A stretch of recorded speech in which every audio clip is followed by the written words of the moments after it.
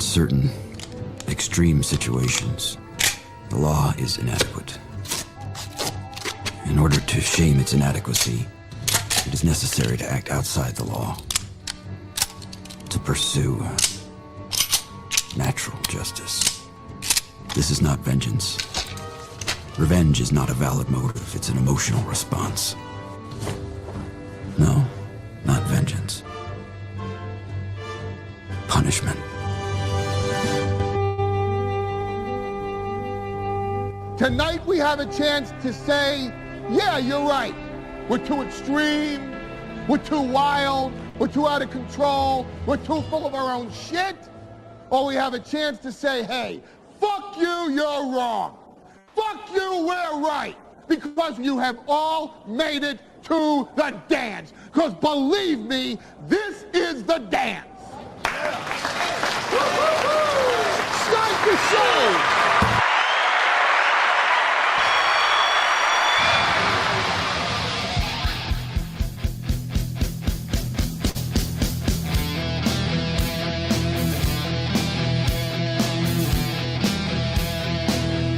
Hey, everybody. Good evening. Welcome to the show. I am wiped. Oh, my God. I actually, went out and chased down leads and was running around town. I might have, oh, my God. Did I work today? Oh, my God. And I'm planning on working again tomorrow. And working again, I mean, really, as long as you guys are watching these things, might as well keep going. But thank you so much for coming out tonight. It's going to be a fun show. We're going to go over some things. If you didn't hear, I attended the I wouldn't say attended. I was chasing down ICE protests today. This was really exciting. I put some of that stuff in my broadcasting degree, some of that journalism stuff I did. I put it to use today. I made contacts. I got leads. Most of the leads, though, here's the deal. Most of the leads between you and I want to keep getting the leads. So this isn't to disparage anybody. I think I had 5, 6, 7 people sending me information. I don't want to disparage any of them, but a lot of it turned out to be, it turned out to be a non-starter, it was a dead end, or it was shit had already gone down and they were gone. So I don't know. There was one they were saying, someone said Sartell Walmart. Someone said St. Cloud Walmart. I went to both. I didn't see anything. But right away, the first thing I did, and I'm sorry, I'm kind of shot out of a cannon here. We're talking about today. I went out and I covered the ICE rallies, and I went out and covered. I just figured this shit's going on around here. There's nobody else who's going to be covering these live and streaming them from St. Cloud. I'll do it, and it was really awesome to be kind of the guy of record in the area. I mean, I went out and covered this protest at 33rd Avenue and 3rd Street. And as it was wrapping up and I was getting ready to leave, I saw KNSI was getting there. Jake Judd, who I like very much. He came out, and I'm sorry. If you don't like me, you're going to hate this. They were definitely, I think, keeping an eye on what we were doing.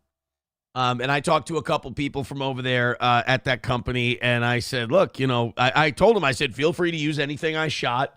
Feel free to use any of the footage. It's okay. So if they did, it's great.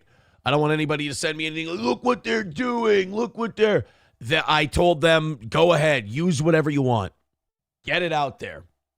And I don't know if they did or not, but to be the first one out there, and it was the only two other places I saw while I was there. It was me, it was the Star Tribune, and it was Fox 9. And I don't know if Fox 9 was live. They might have been recording it for later in the news. So in terms of live coverage of the St. Cloud ICE riots or ICE protests, I wouldn't call them riots, I'm sorry.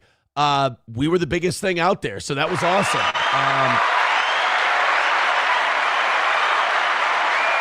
We were doing these weird fluctuations where I would take a look at the view counter and it would shoot up to 1,000 and then come back to 600 and then to 950 and then to 800. Like, it would go like up and down really, really crazy. It was a lot of fun. Talked to some people. I got to, look, man, we'll go over all of it. It's a 2.5-hour show tonight. I got to pace myself. I want to answer any of your guys' questions. It was a really awesome way to kind of salve the wound of missing by about 50 this morning, which sucks, but we got that back.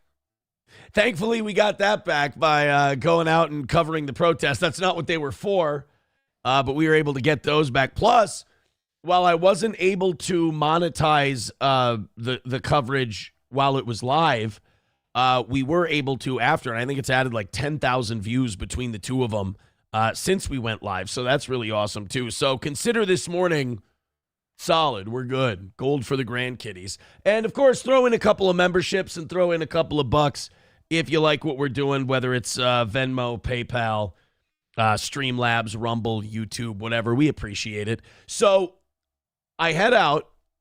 And we'll answer this question in a second. Thank you for the $2. Fuck you, dude. I went out there. I got in the car, and I said, I'm going to go to the library first.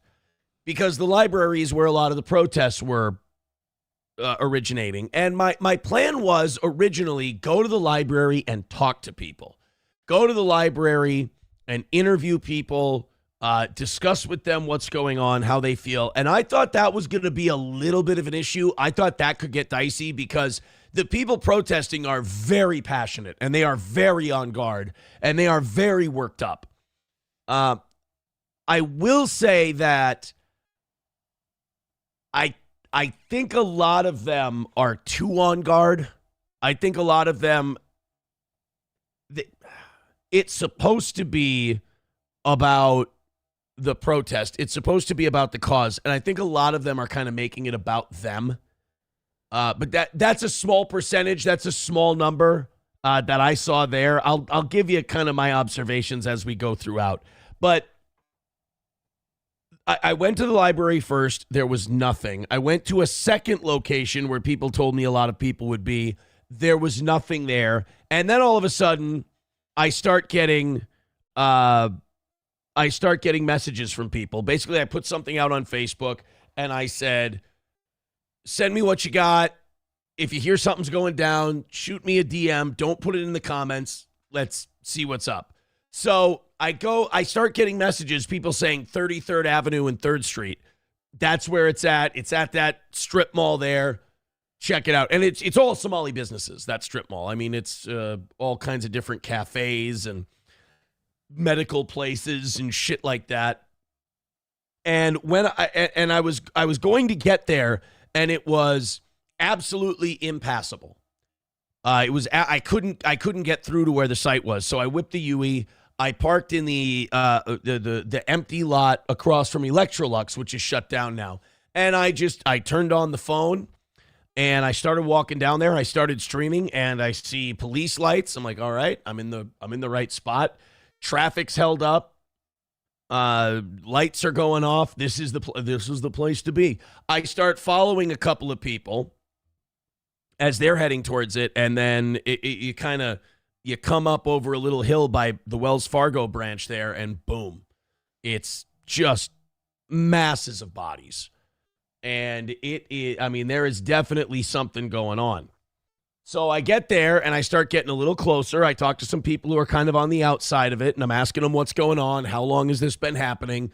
And they don't know a whole lot. They kind of just got there. So I get a little closer. And then eventually I'm just in the shit. Like I'm in the middle of the thing. ICE agents are within arm's reach. The protesters are within arm's reach. I mean, I'm close enough. I'm like Eric Putnam and I are looking like directly at each other. Senator Putnam was there. It was a wild experience. And I thought, okay, this is great. I don't have to be the story, because my original plan was go down, interview protesters. And this was a happening. This was an event. And I'm like, just film it. Just document it. talk to people around you, see if you can get some information, but mostly just record it because it was a bunch of mostly Somalis. I would say 95, 99% Somalis. And I ended up just kind of filming that. And I talked to a couple of guys who were behind me. Now, a lot of people did not want to go on camera. And I didn't film anybody that didn't want to be on camera. And I asked them what was up. According to the people I talked to, this is the story I keep getting. There was one guy that ICE was there to get. And depending on who you talk to, he had a drug conviction. He had served time for the drug conviction, but he had the drug conviction on his record, and he was not here legally. Now, of all the protesters I talked to, none of them shied away from that fact. None of them tried to say, like, ICE was just coming to get an innocent guy who's a citizen and this and that. None of them shied away from the illegal part. They said, all right, he had a drug conviction. They claimed that he served his time, and they're coming to get him because he has a criminal record. Now, that does jive with what Trump's immigration policy is. If you have a criminal record and you're here illegally, you're out. This idea that they're, just grabbing people off the streets willy-nilly and we did have one guy. I don't remember if he said it on camera. There was one guy who, and we'll kind of get to him later, who was a little nervous about me being there. I got made. If you didn't know, I wasn't like trying to hide my identity. Although SP did tell me, she goes, oh, babe, she goes, why did you go out there in those glasses with the zip tie on them? Why didn't you wear your sunglasses? And I should have.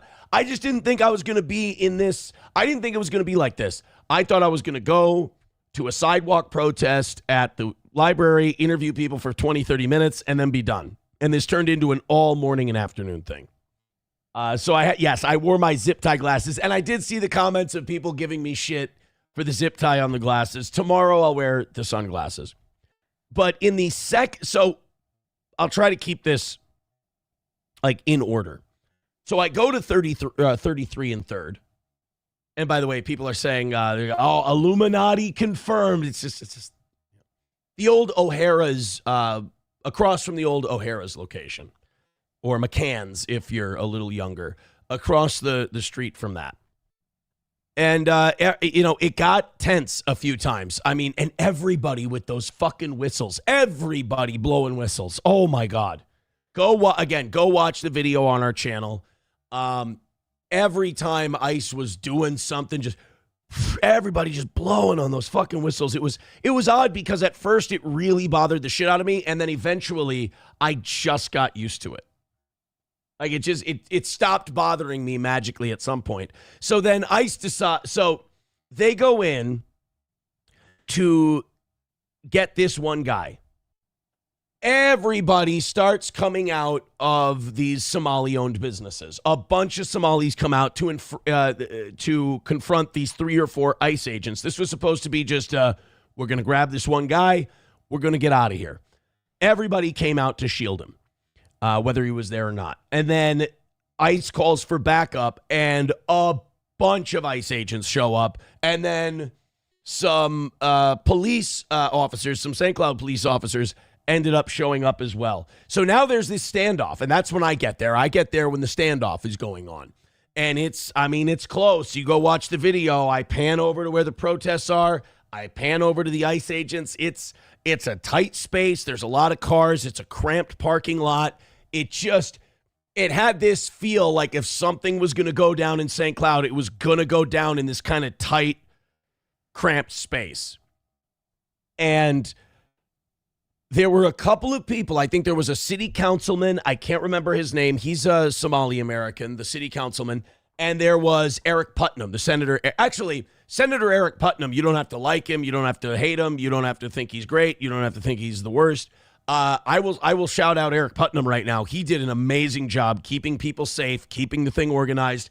Eric Putnam, who's a sitting state senator, came out. He was on the street, and he came out to make sure everything went smoothly. He backed people off. He started forming like little sectors of where people could go. I really do feel like Eric Putnam kept a lid on the situation.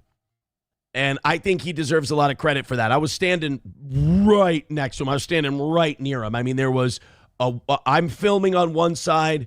There's a wall of protesters, and then there's Eric Putnam. I mean, I'm probably about 10 to 12 feet away from him.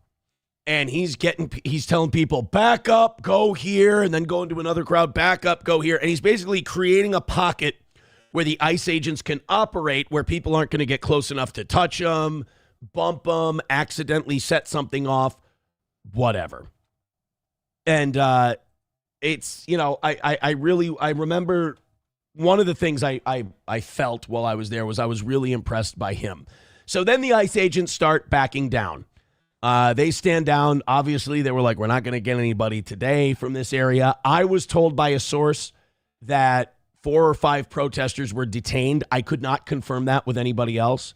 But there were 2 sources, protesters there, that said 4 or 5 protesters were detained. Whether or not they got the guy they were looking for, I don't know.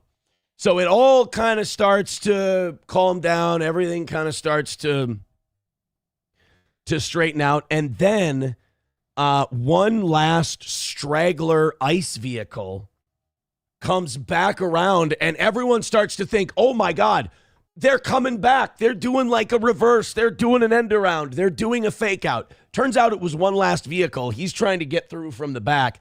That got a little tense. That I got a little worried because I was there. I was filming it. The car came right by me. I was kind of back into the parking lot between a couple vehicles. That car is going right by. There's people standing in front of it. I think I even said audibly in the video, oh no, don't. People were getting pretty close to the vehicle, and I think one person even hit the vehicle, like slapped it. Not cool. That felt a little tense, but that was over in a matter of seconds. And then as ICE took off, the crowd starts cheering. They start chanting, fuck ICE and go home and all that stuff. And it really felt like a victory for those people. I talked to one guy who was there. I ended up talking to him a couple of times throughout the thing. He was very nice. He did eventually... Somebody that guy was with, like a group of 4 or 6 of them were standing when I was streaming the second time, and this is all on the second stream. They were all standing there, and I was asking the guy, hey, can we swap information? And I can get, when shit's going down, you let me know, and I can get there and cover it. And he said, well, wait a minute. And one of the guys with him said, are you Aaron Imholt?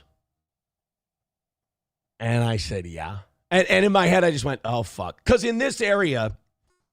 And this fucked up the Dabble people. They were upset about this. They spent all this time trying to build a story about Steel Toe and Aaron Imholt. And I told them, I go, guys, my reputation here is like a right-wing commentator. I'm sorry for what you wish it were. And confirmation, it is. My reputation is still that of like a right-wing blowhard talk radio guy. And one little guy with a scraggly little beard, he huffed and puffed, and he walked away. Oh, Aaron Imholt, oh, fucking sorry. Your reputation precedes you. And he pouted and stormed off.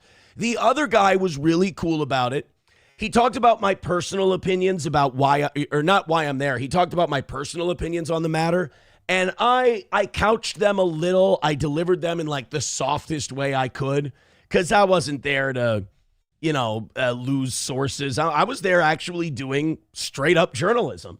So I'm like, well, I think if people are here illegally, they should be deported. I do believe that. And then we started talking, and he kind of got excited, and he was all over the place. It was really hard to kind of nail down exactly what his position was.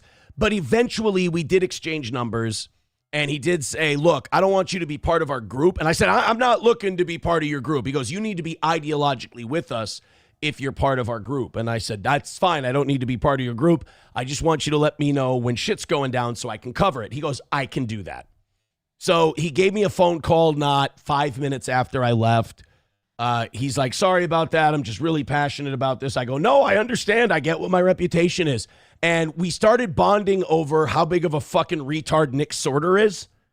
And I kind of gained his trust after I told him, I'm not trying to do some Nick Sorter shit. I think that guy's a retard. This isn't my show. All right. I'm literally showing up. I want to document the thing. I want people to be able to watch it live. And I want to learn about it. I don't know anything about what's going on. I want to know what's going on the ground. So these guys all kind of, I got made, if you will. But then this guy, we became cool. We were sharing information and updating each other. I saw him at a couple more spots. Unfortunately, we couldn't find anything big that was going down. So we had 33 and a third. And then I did a couple of interviews on 29th and 2nd Street. This, I think, was a more illuminating stream if you want to know the opinions of everybody involved. We interviewed people all over the spectrum on that second stream. And I think the second stream is titled Live from the Minnesota Ice Protests. The St. Cloud Ice Protest video, that one is at 33rd and 3rd Street. The 29th and 2nd one is the second one titled Live from the Minnesota Protests. And at that one, I was able to talk to... This part really annoyed me. I was interviewing let me see if I can pull it up for you here. I was interviewing an ICE agent. And as I'm interviewing this ICE agent, this dumb old central Minnesota white lady central Minnesota white lady goes, "Oh, you're on the wrong side, buddy." I'm like, oh, fuck this broad. "Yeah, you're on the wrong side, pal." And I'm like, "Miss, I'm not on any side. I'm just here. I'm talking to everybody." That's what I told her. I'll play this clip for you in a second. But I said, I'm talking to everybody. I want to get everybody's perspective. I talked to this ICE agent. He was a really nice guy. You could tell it's a guy doing a fucking job for 50, 60 grand a year. He's got a mission. He's trying to do his, like, none of these guys were bad guys. And then I talked to another lady. I was like, "Hey, I talked to an ICE agent, seemed like a nice enough guy. He wasn't a dick to me." And this was a white blonde woman. She goes, "Do you think that he was nice to you because you were a white man?" And I told her, I said, maybe that could be it. I told her it could also be because I was very nice to him. I was very polite. I wasn't yelling at him. I was asking him questions. I was, being deferential. And also he was like Latino, the guy I was interviewing. So I don't think and also I hate when people say that. They're like, "Well, do you think it was because he was white?" Okay, so if a Latino talks to a white person kinder because they feel safer, why is that the white person's fault? Do you think there might be a reason? Do you think there might be a lived experience that Latino guy has where he feels more relaxed around a white guy? Maybe there's people who would talk to a white guy, they wouldn't feel so relaxed. But if more people, that argument is so weird to me, and it's kind of like counter-racist, where they're like, "Oh, they just were nice to you and felt safe because you were white." Okay, let's dig deeper on that. Why would that be the case?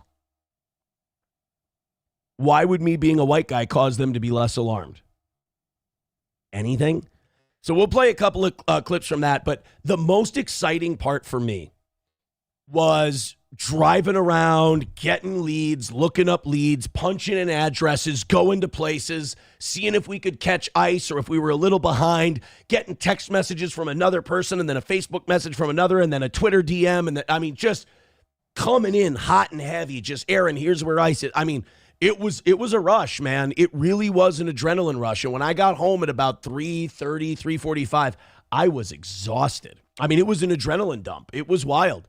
I'm going to go do it tomorrow. I did tell my guy, I did tell my source, if anything goes down 24 hours a day, let me know. If I can be there, I'll be there. So we're going to do more coverage of this. I appreciate you guys watching it. Couple of things I'm going to change tomorrow. We're going to go landscape mode. I hate trying to go landscape mode on YouTube on your phone because it wants to change everything when you do that. I just want to be able to turn my phone sideways and you let me fucking stream. That's all I want to do. So we'll go landscape mode tomorrow. Maybe do it from Rumble Studio if we can.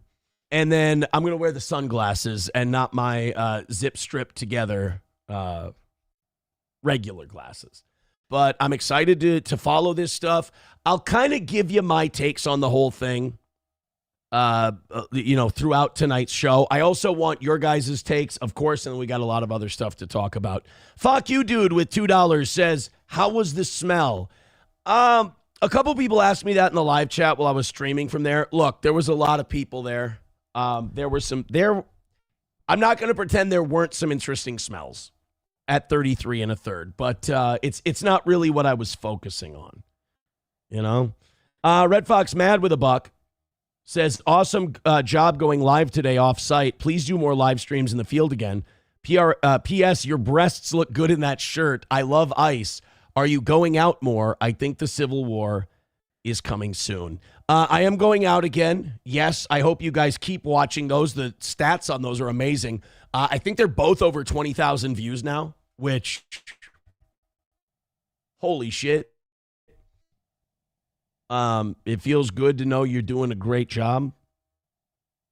I don't think there's anybody that hates our guts that can get that number, but you're welcome. And that's with YouTube hating my guts too. I mean, goddamn, man, you can't keep talent down.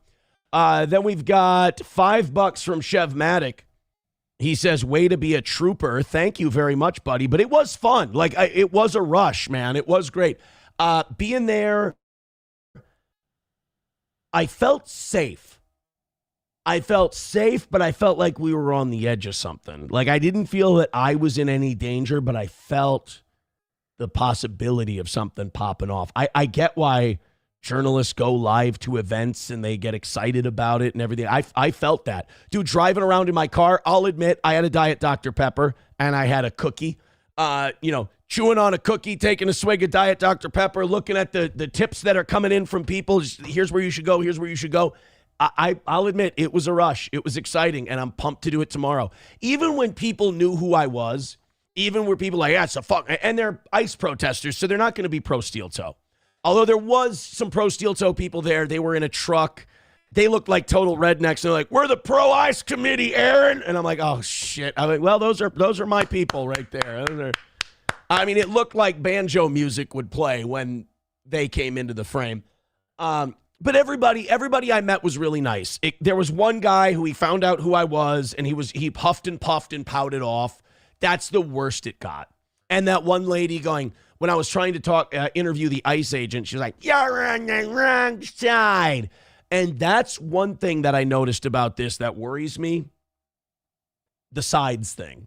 That guy I talked to, that ICE agent, he's an American too. He's a countryman, and these aren't guys who are like elite Delta Force guys who are here to put their boots in your throat. These are guys making, working class wages because they needed a job, and this ICE was hiring. And so they became ICE agents. These guys, they're not special forces. And they're doing their job in earnest. And the guy I talked to, he's like, look, we have our names. It's not like we go drag people out for no reason. We have names.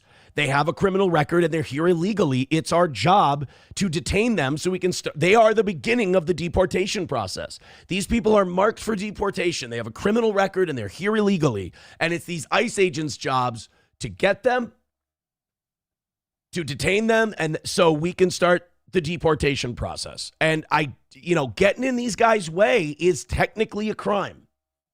It is a federal crime to get in the way of a federal agent doing their duty. And that's what these guys are doing. On the other hand, these protesters do feel like they're protecting their neighbors, like they're defending their community from outsiders who are coming in and wish to do it harm. That's the best part of doing this, because I can sit in here and pontificate, and I can sit and watch clips all morning and all night, and I can yell at the screens, and I can tell these people that they're stupid. And I enjoy doing that to an extent. I like commentary. I love commentary. It's my life. But going out there and listening to everybody and hearing it from both sides and being able to go, none of these people are fucking evil. None of these people are evil. And also the frustration listening to both sides not realize that the other side isn't evil. That's the shittiest part. Because as soon as those guys heard that I was Aaron from Steel Toe, I was the right-wing guy, I'm a racist, I'm a piece of shit. And I'm like, guy, I told the one who pouted off, I go, dude, I'm the biggest audience you've got out here. I'm the biggest microphone you got out here, and I'm out here talking to everybody. And I looked at his friend, and I go, was I not completely professional with you? Was I not a complete pro with you and treated you with absolute respect? And he said, yes, absolutely you did. We shook hands, and that guy pouted off. Fuck that guy. You're not going to get anywhere with that attitude. And also, these ICE guys are going to be here as long as it takes them to get the job done. So it would be nice if we could figure something out. However, It was exciting. I did like it. I'm excited to do it again. We're going to get to some clips from it in a second here. I'm just going to answer some of the stuff you guys have on YouTube and Rumble. Loaded Wrench with $2 says, tomorrow, block traffic with your Tahoe. There was, so one point at 33 1/3 when I was leaving, I was trying to whip a Yui in a small 2-lane, and I had to stop in the middle, hit reverse, and then put it back in drive, and I was like, oh, fuck, this is how that one lady got shot. So I was kind of like, that kind of fucked me up for a second. Atomic Ray with $1 says, you would be accepted more if you drove a Toyota Yaris into that community. I keep the Tahoe parked away from the action. I walk the last quarter to a third of a mile, which is good for my steps. $1 from Rob says, for the love of God, be careful, but good work. And thank you guys very much for your generosity during those streams as well. People were gifting memberships and giving us money. I appreciate that. Hit like and hit follow and share those streams that we did. I appreciate it. Mr. Stellar gifting a membership on YouTube. Thanks a bunch. Chevmatic says, way to be a trooper. Thank you, buddy. I appreciate that. Do I have them all now? I think I do. I think I've got them all. We have all the people here. Loaded Wrench, Mr. Stellar. All right, good. So I do want to show you a couple of clips from these. Oh, I got more Bitcoin. I don't know how these people have been dropping pieces of Bitcoin into my Rumble wallet. The morning show and the evening show. So I now have 0.00002186 Bitcoin into my Rumble wallet. Thank you very, very much. $5 from Timothy over on PayPal. Thank you, buddy. I appreciate that too. Thanks for the generosity, guys. We're 99 memberships away from 500 on Rumble. A lot of memberships away. Sam Show loves Jewish dick. Says, right, stay the fuck out of their way. Faster they get out of the way, quicker they get their job done and leave. And that's, look, man, that's my thoughts on it. That's what I think. I don't go in there giving my opinion, yelling and screaming what I should think happened. I just want to watch the shit and see what's up. I'm genuinely curious to watch the dynamic play out. $1 from Chevy Fan says, go live at the Federal Building in Bloomington by MOA. That's where the crowds were. You know, I did think that one day this week I should head down to the Metro, but like everybody's covering the Metro. Like I said, I was the biggest live guy. I was the biggest guy going live during this St. Cloud thing. You know me. I'm a big fish, little pond kind of guy. Oh, it was Bong Hall who tipped the Rumble wallet. Look at that. That's so weird. I didn't know that. It equals 2 USD. Thank you, pal. So I've got some Bitcoin coming my way. Tip the Rumble wallet. I have no idea what the fuck any of that does or how it works. I just started it because Rumble told me to. Art says 21K on one video and 16 on the other. Looking okay, so we're almost at 40,000 for today's work. Huh. Wow. Okay, so tonight behind the Holiday Inn in St. Cloud, there's a hotel protest planned. Apparently that's where the agents are allegedly staying. Oh, lucky bastards. That Holiday Inn is nice. Spacious, lots of pools and hot tubs. Maybe I'll go to the Holiday Inn and start doing interviews. See if the ICE agents want to play some basketball and talk immigrants. I don't know. Let's take a look at some of this. We'll go to a random spot. And again, tomorrow I will be sure to do landscape mode. I did not go down there thinking it was going to turn into this. So this is 33 1/3. Or not 33 1/3, 33rd Avenue and 3rd Street. Sir, do you mind if I ask you a few questions? Or? No, thank you. No, okay, thank you. Yeah, there were a few. Okay, so this was kind of the beginning of me getting there. I would ask people first, do you mind if I ask you a few questions? Do you want to be on camera? Most people said no, and I respected that. One guy, and that's my guy, that's my source, that's my dude, he's really passionate about all this. I don't want to say his name in case he doesn't want his name out there, but he's really passionate about this on one side, obviously, against ICE, but he was excited to be on camera. There were a couple of moments on 33rd where some protesters, while I was talking to this guy, I think they're very nervous about anybody interviewing people. They were walking behind, they were like pacing behind me and like staring over my shoulder and stuff. And I'm like, fucking, am I like Tommy and Goodfellas? Like, is there plastic on the ground? What the fuck? And there's a guy peeking over my shoulder, just seeing what we were doing. I think it turned out. One of them wanted to know, hey, how many people are watching this? I'm like, 700 or so. Wow, that's crazy. Holy shit, good job, buddy. I'm like, okay, I'd like to talk to him now. So this was kind of when I first got there. I want to see if I can get... Okay, thank you, guys. They've took in a lot of people. Oh, here we go. This is where I was able to talk to a couple of Somali guys about what happened. They were trying to take somebody in? Yeah. Oh, here, let's go. Someone says, find Senator Putnam. He's there. We'll talk to anybody. And we did find Senator Putnam eventually. Tried to gain entry into a building. What's up? Do you mind going on here if I ask you a couple questions about how this started? No, okay, all right. So this guy didn't want to be on camera, but he did want to answer my questions though. I don't want to be famous. No, that's fine. Did they try to, I'll ask you off camera if that's all right. Did they try to enter a building, or how did this all start? I just got here a little bit ago. Yeah, they're trying to take somebody in the beginning. They're trying to take somebody in? Yeah. Okay. And then all this resisted. And then everybody came out of the buildings. Yeah. And kind of formed a shield, sort of? They started to be four, and then they became... It started with 4 officers? And then, I'm sorry, I'm repeating these guys because I'm not sure if my phone's picking up what they're saying, so I just wanted to make sure that the information got out there. Okay, and then if Also, we were filming into the sun, I'm realizing, and that's a shitty glare. Okay. They started calling all these other ice groups. So then to get the timeline right, they came here, they came to get one individual, like a specific person they were asking about? Yeah.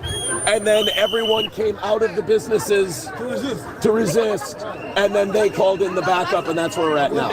Okay, thank you guys. They've taken a lot of people. Oh, they have taken people. They have detained people. Okay. People protesting or... Protesting. Yeah, protesting. Yeah. Okay, they took protesters in. They detained protesters. Okay.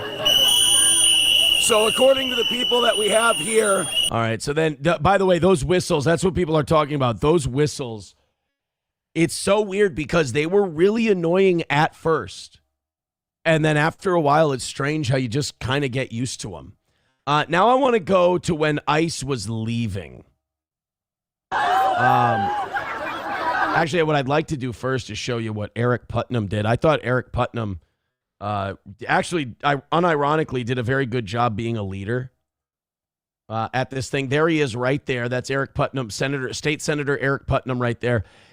As things started to kind of close in and as the protesters and the ICE agents got a little too close to each other, Eric Putnam, and then there was a St. Cloud City councilman, a Somali, who came and did the same thing, just goes, you guys back up to this point, you guys back up to this point. Obviously, nobody wanted to see anybody get hurt at this thing. So Eric Putnam was talking to the ICE agents, he was talking to the local police, and he was talking to the protesters. Hold on. Here we go. Yeah, here, let's go. Here, right here, I found it. Senator Putnam. State Senator. State Senator is trying to... That's actually a pretty... That's a pretty G move.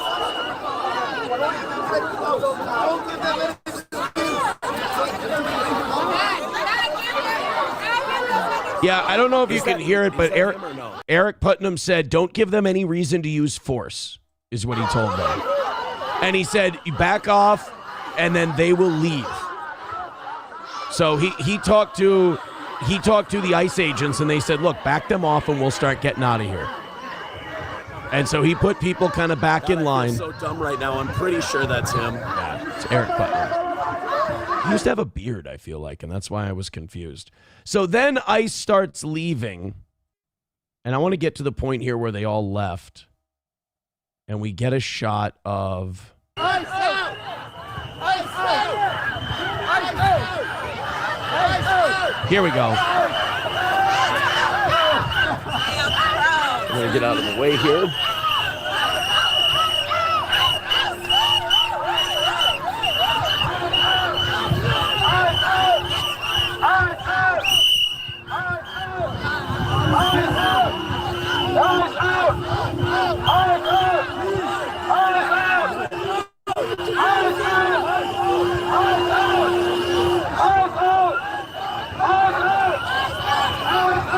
So then a little bit later, a vehicle comes through.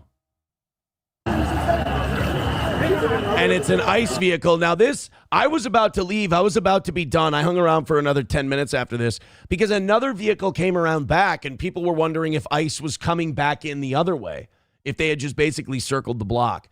This was kind of the last moment of tension. I felt a little tense in this moment because the crowd gathered around the vehicle, and I was like, oh, shit, this ain't good. Somebody's going to get run over. All right, we're going to keep going here. It seems like there's, I don't know if there's more, if ICE circled the, I don't know if ICE circled the block and then came back or what.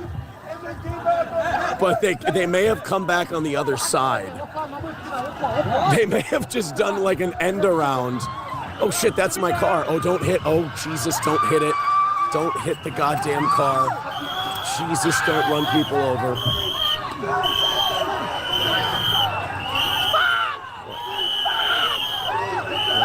shit.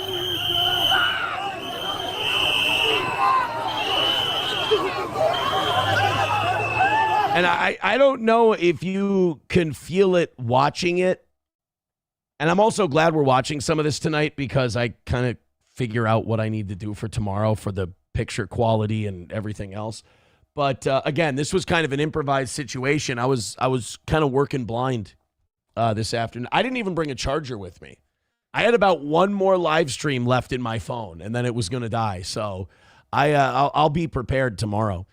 I don't know if you could sense the tension in that last one, but on the scene actually being there, that was a tense moment because we kind of thought everything was over with. And look, nobody got hurt. Everybody was fine. It was peaceful. And then that last car and people are pounding on it and they're gathering around it and he accelerated and I'm like, oh shit. Luckily, it all seemed to go all right. $2 from Rusty Grammar says blame walls. Dumb. Well, there you go. That's what Rusty Grammar thinks. Kyler says, you're famous, Toe. I see your vids from earlier recommended everywhere. Great. I mean, that's fantastic. I appreciate that. I'm glad that it's getting shared around. I'm glad that people are enjoying what we're doing, and I hope they continue to watch it for sure. Chevy fan with $1 says, get a gimbal. Yeah, I've got a few ideas for tomorrow when we go out there. But the one at 33rd Avenue and 3rd Street, that to me was the most eventful, shall we say, the most I'm just trying to find where I talk to the ICE agents here. Here we go. That was the most eventful one from a protest standpoint. From a talking to people and like getting to know what's going on the ground and all of that. From that standpoint, I think the second stream is the best one. The second stream is about half the time.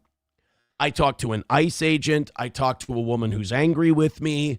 I talked to another woman who's just kind of watching. I talked to some rednecks who are super pro-ICE and showing their support. And then a couple of people find out who I am and it disgusts them.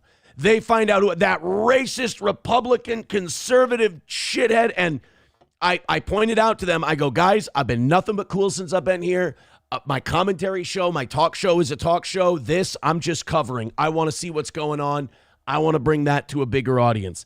I get it, though. Like, I've been around for 10 years. These people know who I am. I've got enough time built up to develop a reputation. And if you're someone with a super pro-immigration, super pro-refugee stance, you're probably going to hate my guts and think I'm terrible. Honestly, I didn't take it personally whatsoever. I actually liked that part because for all of those anti-steel toe people are like, the toe lies. Nobody knows who he is there. It's like, bitch, come on. You're handing me W's way too easy. And one of the guys who was there, like, your reputation precedes you. He and I are super cool. He helped me out a lot with where shit was going down, so I appreciate that. $5 from Shuli Madoff says, I always thought you were on the spectrum, but after Nick Shirley's interview on Channel 5, he takes the cake. I've got clips. Is that tonight or tomorrow that we've got the Nick Shirley clips?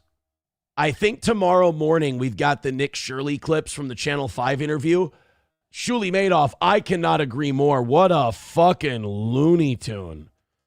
That kid, I thought there was something up with Nick Shirley. They shouldn't let that guy do interviews. He does not do well. He doesn't do well. Phil Hurst says Aaron got the most views in the history of Steel Toe covering Somalians. I think actually our Kumia interview might do more. And there was some streamer asshole that we talked to, or that we talked about like a year ago or so, that just shot up and did fucking weird numbers. I can't figure it out. All right, we're having some issues with OBS and Rumble Studio. Just give it a second. It'll go back to good. It does this from time to time. There we are. 99 memberships away from 500. Thank you guys very, very much. All right, I want to go to this clip where I start talking to the ICE agents. And to me, this is one of the most important interviews that we did in the during the day, because this was kind of the one that I was hoping would humanize the ICE part of it, because I think they get kind of, it's easy to think of the ICE agents as like robots, jackbooted, fascist thugs or whatever. But talking to these guys, you really do kind of understand that these just guys doing a job. I mean, they're literally, this is their 9 to 5. And that these aren't like bad, evil, bloodthirsty guys who are like, I'm going to go get me some Somalis. I can't wait. I mean, they're normal dudes. Some people are really not going to like hearing that. But here's our interview with one of them. We stop and talked. And look, tensions are high. I approached them very carefully. I wasn't going to like jump in and stick a camera in their face. I was worried they'd be like, move it along, sir. Fuck off, asshole. But they were really, really nice. Well, I'm guessing not a whole lot of politeness. No.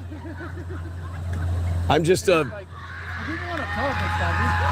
Sure. He just said, he goes, if you want to talk to us, we can chat. And I was like, all right, okay. Because I was, like I said, I was staying across the street. I didn't want to, I don't know if these guys want phones stuck in their face and shit. But mostly that.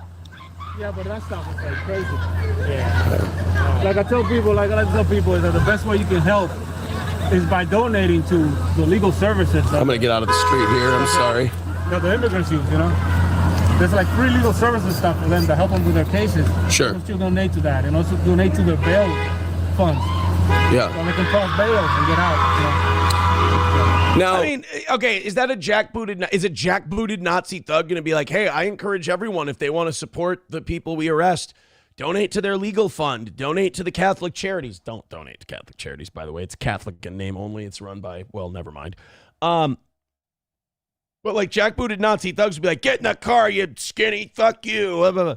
And this guy's like, look, man, we're just here doing a job. If you want to help these people, donate to their legal fund. Here's the problem. It's a lot easier to show up and yell and scream and holler than it is to throw $5 to help somebody out. I think a lot of people, they do this protesting, and it's like Catholics paying tithes. Like, oh, there you go. There's my good deed. Well, I did what I could.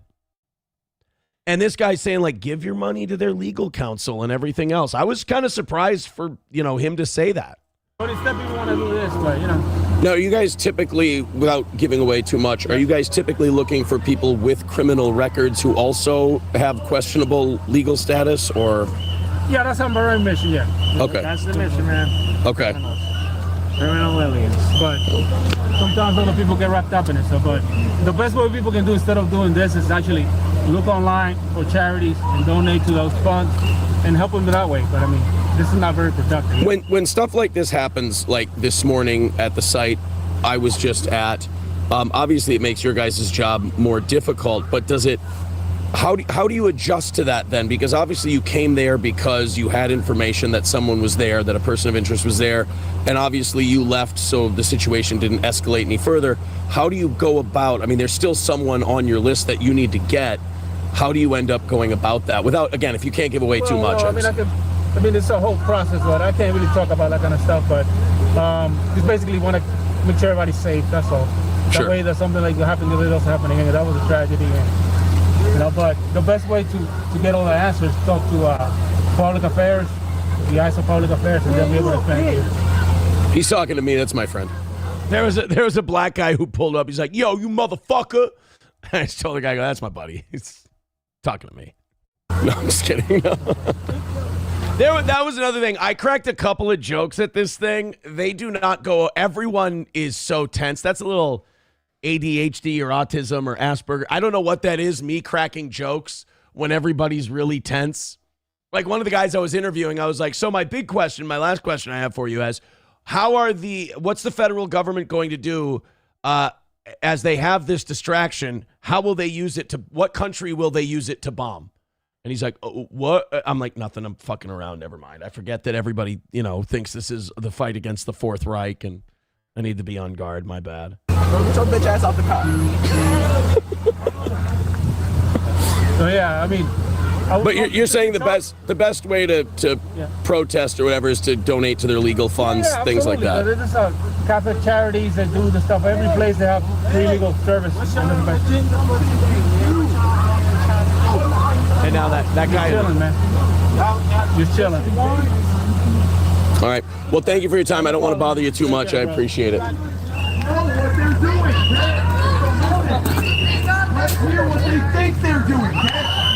So now there's a lady behind me who keeps yelling at me. She keeps saying, "You're on the wrong side, buddy." And finally, I just had to be like, "Well, this will be good for the show." Me? I'm out here streaming and talking to everybody. I just talked to that gentleman right there, and then I talked to that officer. I think it's important to talk to everybody. But we can't justify this behavior. Well, I'm just asking them what they're doing. Okay. All right? Thank you. See, I'm not there being abrasive toe. I'm not there being Aaron the dickhead commentator guy. I'm being Aaron the interviewer. I'm being Aaron the cover shit. I'm multifaceted. I'm the fucking Marshall Falk of this bitch. That's what you don't understand. You've been listening to too many retards for too long. I'm the shit. Okay, I thought you guys were just having a conversation. You know? All right, so now I want to get to the folks in the truck because there's not really a lot going on with here we go. I will say this, it's Not on the right side, get on. 33rd guys, but it is kind of weird that you talk to one ICE officer and someone accuses you of being on the wrong side. It is kind of telling that you can't just talk to people. How are you guys doing? We're great. You guys seem like you're here almost like this is a tailgating, like a fun spectator deal. It's the most exciting thing happening in town, right? You're the ICE support group? I've been talking to protesters and I've been talking to the ICE guys. Both of them have been very nice. But it is interesting that one of the people here who are against ICE, just when I went up to start talking to the ICE agent, they started yelling at me, telling me I was on the wrong side. Just from talking to them. So it is kind of wild. It's a public road. You should be able to be on any side. And I talked to one of the protesters over at 33rd. They were very nice too. Everyone's been very nice so far. So now there's this white lady that's going to talk to me, and I tried to make sure she wasn't on camera because I could tell she didn't want to be. And I want to get her thing on here because she doesn't really seem too ideological. She just seems like someone who's kind of liberal and wants everyone to be nice to each other. I didn't have any issue with her. Hit people. Here we go. This lady right here. So those are the first pro-ICE people we've seen so far today. That's interesting. That's fascinating. the thing. Like, all the protesters you see obviously are going to be anti-ICE. A lot of I only saw those people like being the ICE support group. I feel like the people who support ICE, it's kind of like that Richard Nixon silent majority. They're all at work. They're all doing their shit. One thing I wanted to ask some of the protesters that I forgot to, and I'll do it tomorrow, is I want to ask them if any of them are being compensated for being there. Because the one guy I talked to, I like him a lot, but he said he was at Minneapolis for a few nights and now he's up here. And I just want to ask him, like, is anybody, footing the bill for all this shit? Don't worry, you're not on camera. We're filming this way. You probably hear my voice.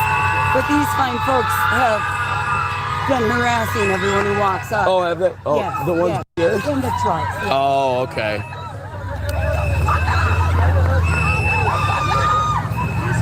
I love how, like, as these protesters are blowing whistles at cars and walking around in the street, this lady's like, those people in that truck back there, they've been harassing everybody. I'm like, well, there seems to be a lot of harassment to go around. I mean, you got ICE agents rousting people out of buildings, protesters blowing whistles right in their fucking face, pro-ICE people yelling at people. It seems like the harassment is, there's plenty to go around. Most polite guy there was the old toe.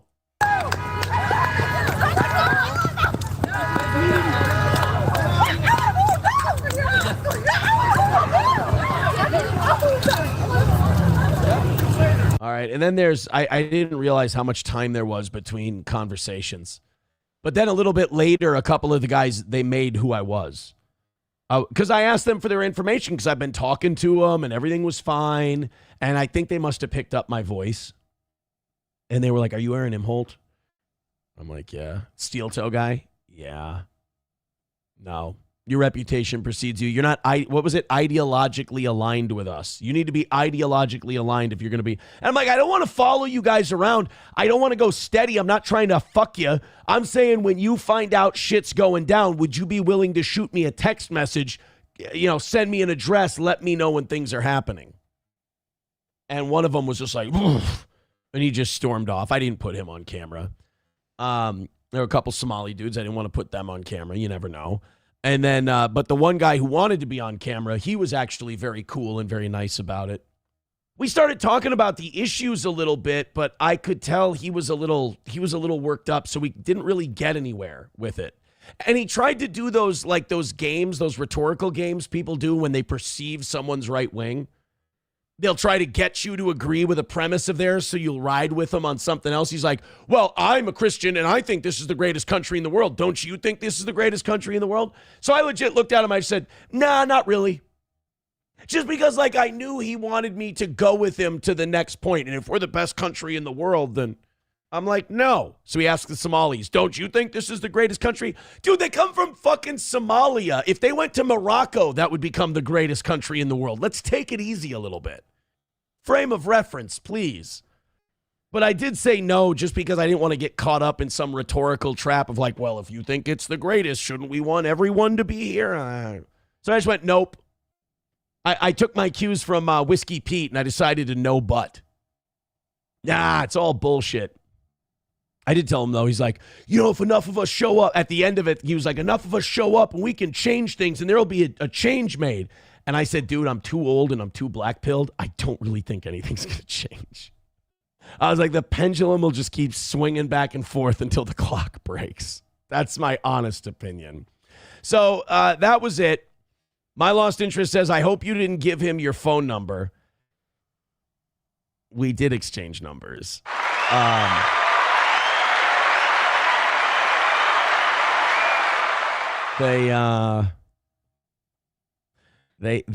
did exchange. You're not going to like that. I knew you wouldn't like that, but we did exchange numbers and he called me and he said, hey man, sorry. I get a little worked up with all this stuff. And I was like, dude, do not worry about it.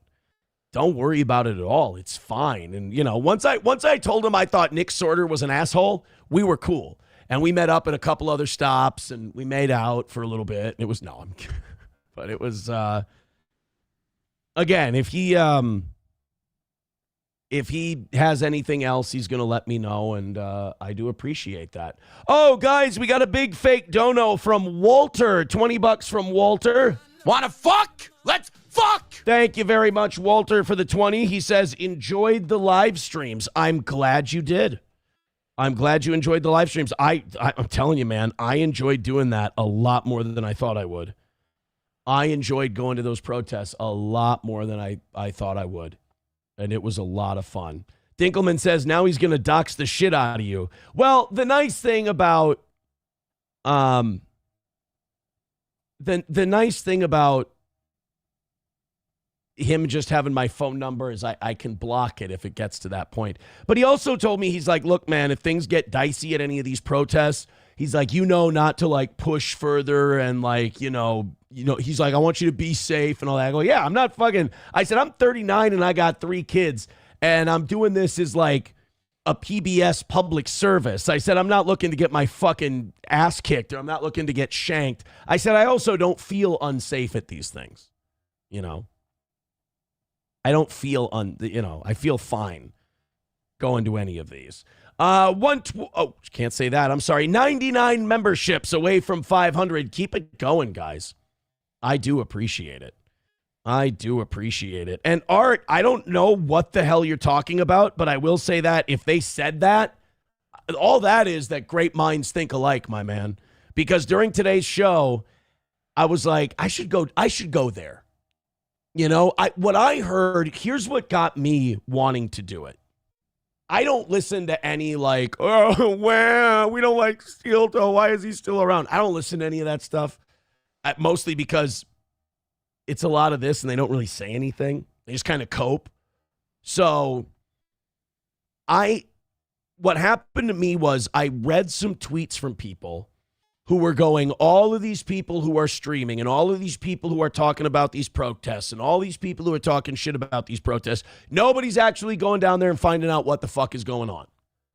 They were like, everybody wants to have an opinion about this. It was about the Renee Good thing. And I think it was Sunday night or it was this morning before I got on the air. And they were like, all these people with all their takes, why don't they actually go down there and cover it? And I'm like, you know what?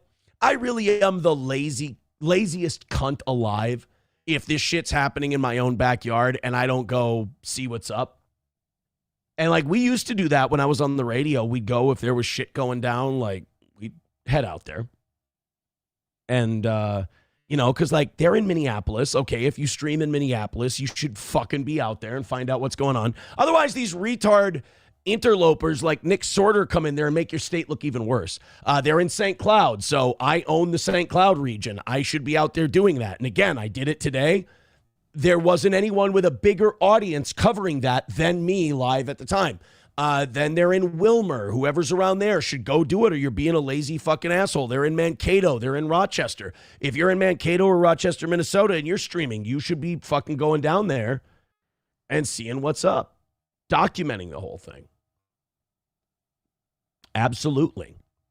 Dinkelman says, my favorite thing you said today, you said to that lady, I don't want to get too close. I'm on probation. Thank you. I was really like wondering if anybody heard that because I've gotten no comments on it. There was nothing in the live chat about it. I was talking to this black girl and she was like, I just got here. And I'm like, yeah, I don't want to get too close. I'm on probation. And she's like, I don't want to hear no shit from you, Pinky. I'm like, all right, I'm gonna fuck off, get a little closer. That didn't land. That was kind of my first hint that, like, this is a tense situation. I don't think people are going to appreciate the jokes. There were like 3 jokes I tried to throw in there. Nobody thought that they were funny. Phil Herslet says, live stream tomorrow morning from the protests. I would, but there's nobody. I don't know where they're going to be, That's the hardest part. Taste Fairy Ialto says, the dabble fags are really salty today. Dude, when aren't they? When aren't they? They're always salty. It's when you lose the war, you feel demoralized and you lash out. I get it. My Lost Interest says, takes balls to go down there and especially to talk with the ICE agent. Respect. I just kind of walk into there like a retard, I just kind of waddle in, just kind of, hey, I'm just fucking dumb guy talking to people. How are you doing? Easy enough. So Historically White says, take Johnny with you. That's not a bad idea because then if shit goes down, I don't have to outrun the protesters. I just have to outrun Johnny. That's not a terrible idea. Fill her slit. Gifting a member, or got a gifted membership from On a Wall. Thank you, On a Wall. I appreciate it. Aaron got kitted out by Derek and Tracy, brother. I don't think I should go out there, quote unquote, kitted out. I don't think that's going to have the impact that you want it to. I think that could be inviting more trouble than it solves. No, like I said, I was right there. I was right in the action. I was right close to it today, but I never felt like truly unsafe. I think the most on edge I felt was when that SUV came speeding up at the end. Then I was like, oh shit, they're hitting this SUV. That was a little wild. Other than that, it was a rowdy protest. That's about it. But listening back now, listening to the stream back, those whistles, they drive me nuts. They drive me fucking nuts. Art says safety first. You have 3 kids. Yeah, like I said, if I ever felt unsafe at any time, I would leave. You know, if I felt like, oh shit, it's going down and I might get hurt or anything like that, like I ain't getting paid to be down there. I mean, some people threw in some memberships and some super chats, and like we made up our balance from the morning, which was nice. And we've been since it was monetized, it's added a few, like about 10,000 views since then. So that's nice. But I'm going down there for free. So I ain't looking to lose a fucking appendage in the line of duty. No thanks. Hey guys, 370 of you checking out the toe right now. Nice numbers I was worried about tonight. And I was worried about tonight because there's the football game on. And it's a fucking playoff game. So I was like, oh shit. I think we're going to have some problems. But almost 400 of you checking out the toe. Shit, we might have been at 400 at our peak. I haven't looked. Thank you so much. Dinkelman says, take Corey Adam and Whiskey Pete, LOL, and Oz and Johnny. Take the whole group. Here's the deal. If shit's still going down Thursday, and I expect it will, then I would absolutely go down there with Oz. The only thing, Oz doesn't drink anymore, so like we couldn't go get a beer afterwards. I guess I could, but who wants to drink alone? I would go Thursday with Oz. I'm going to go out tomorrow. I would go out tonight to that Holiday Inn protest and talk to some people. The only thing with that is I want to go, be with SP and hang out with her. And I got plenty of time tomorrow to go do all of that shit and, cover it. Like I said, none of this is going anywhere, None of this is going anywhere. Kurt Wagner is a good lad, says, I just heard about that guy getting doxxed. Is it doxing when the guy looks like what you would think he looks like? Who are you talking about? If I would say this, if you put all your information out there and people can find it on the internet, it's not doxing, So I would say the best order would be to behave your fucking self. It behooves you not to dick around, I would say. All right, 361, hit like, hit follow, hit subscribe. What I would really like is, my lost interest beat me to it. He writes, PayPal, Venmo, Bitcoin, shake, shake, shake. That's right, I can say Bitcoin now. Hold on, let me check on my Rumble wallet. How many Bitcoin do I have? One thing Rumble tells you to say, your Bitcoin wallet is open 24/7. Oh, get my thumb for my passcode there. That's right. If you want to know what my passcode is, you got to cut my fucking thumb off. I have $7.88 worth of Bitcoin in my Bitcoin wallet. Eat my ass. How about that? How about that? Truth, Jesus, gun, freedom. We get it, buddy. Now's my time. He's like sitting there. He's like Mickey from Rocky. He's like, now's your time. Now's your time. Now's your time. It's your time, Aaron. Now's your time. I know. OG Anonymous Fake Dono says, great job today, nerd. Well, I mean, thank you very much. I appreciate the nerd at the end there. Hey, guys, keep doing what you're doing with the memberships and the Rumble rants and the Super Chats and the Venmos and the PayPals. I really do appreciate that. Just push a little bit further. Cool. Don't bring SP to an evening protest. Well, first of all, SP's her own person, and I don't have to bring her or not bring her. But also, I don't think she would go. And also, if she did go, I don't think she'd be unsafe. So far, they've been fine. Power Windows with $1 says, here's for the Freedom Fighter Fund, Aaron. Good work, boss. I need a gifted sub, by the way. Well, there you go. Somebody gift Power Windows a membership so he doesn't have to watch those ads. Truth Jesus Gun Freedom says, how many times have politically active people been in a place where they can make it work? Go down there tomorrow, Aaron. Am I fucking talking to a wall here? Am I talking to a metal wall and it's just bouncing back into my own face and I'm the only person here? Did I not say 5,000 times I'm going back there tomorrow? It's going to happen, my man. All right. Let's change gears a little bit. Again, thank you guys so much. Appreciate it. You are being incredibly generous tonight. Let's keep that generosity up.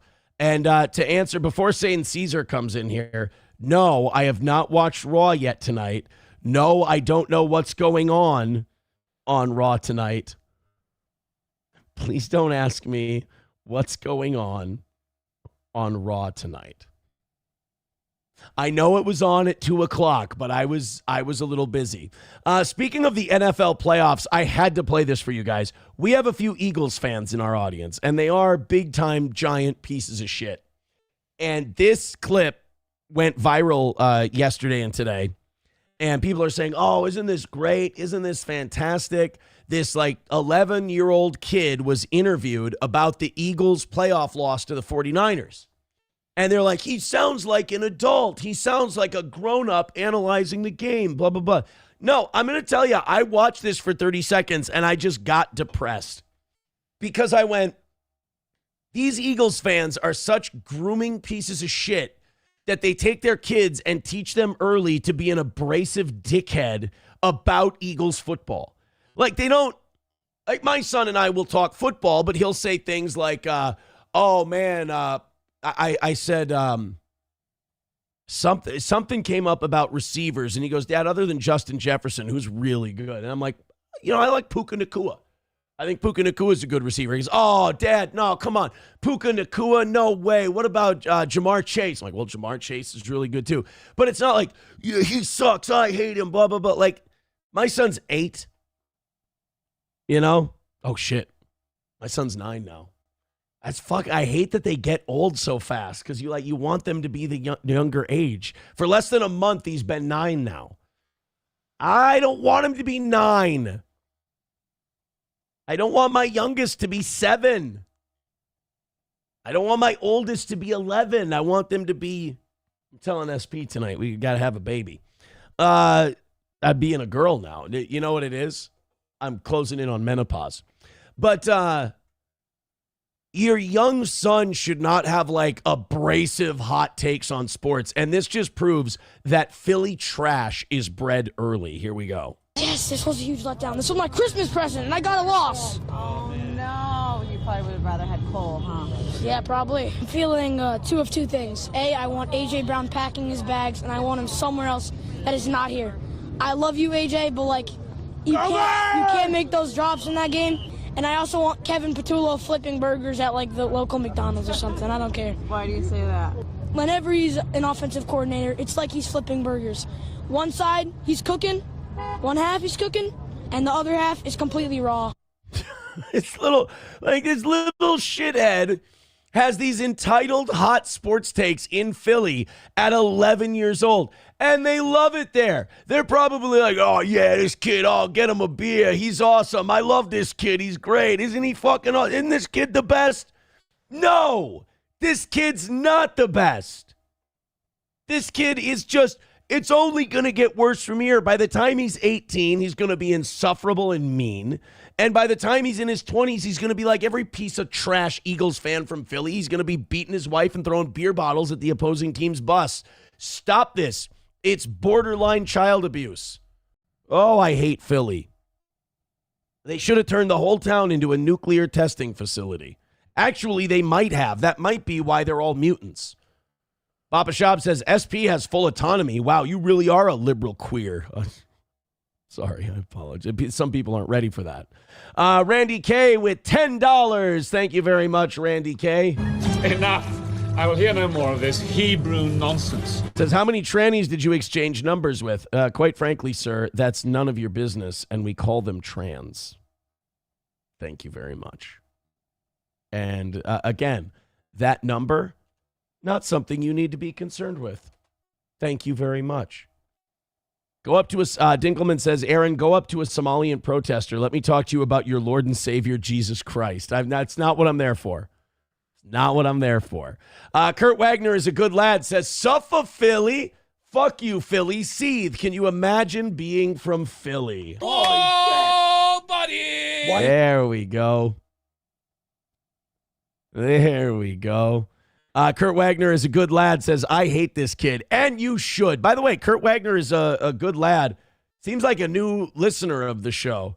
Let's get that guy a membership. Let's welcome him nicely. I like this Kurt Wagner guy. Dinkelman says Jalen Hurts has to throw more than fucking 3 times a drive to have A.J. Brown have a big factor. It's not his fault. Yeah, the Eagles were like the most dysfunctional good team in the NFL. Like, they had a winning record all year. They were leading their division all season long. And just every time you'd hear a story about the Eagles, they're fighting. They don't like each other. Someone's not getting the ball enough. This coach sucks. That coach sucks. I mean, it's all just, it was the most dysfunctional, successful team. Aaron, anonymous, says, but Natalie Copeland retracted her post from Saturday and issued an apology. Interesting. We're going to talk about that tomorrow. Natalie, formerly of Unite Cloud and formerly Natalie Ringsmith, now Natalie Copeland because her husband had to get the fuck out of Dodge. But Natalie, I don't want to say too much about her, but she's done something that I find morally fucking reprehensible that happens a lot with progressive single moms with a political agenda. She's done something that I think is fucking unforgivable. Like, this Natalie, forget her trying to get me fired numerous times because I've outlived her. Her organization is dead. Steel Toe still lives, so I feel fine. I got to celebrate on KNSI with Ox. That's good.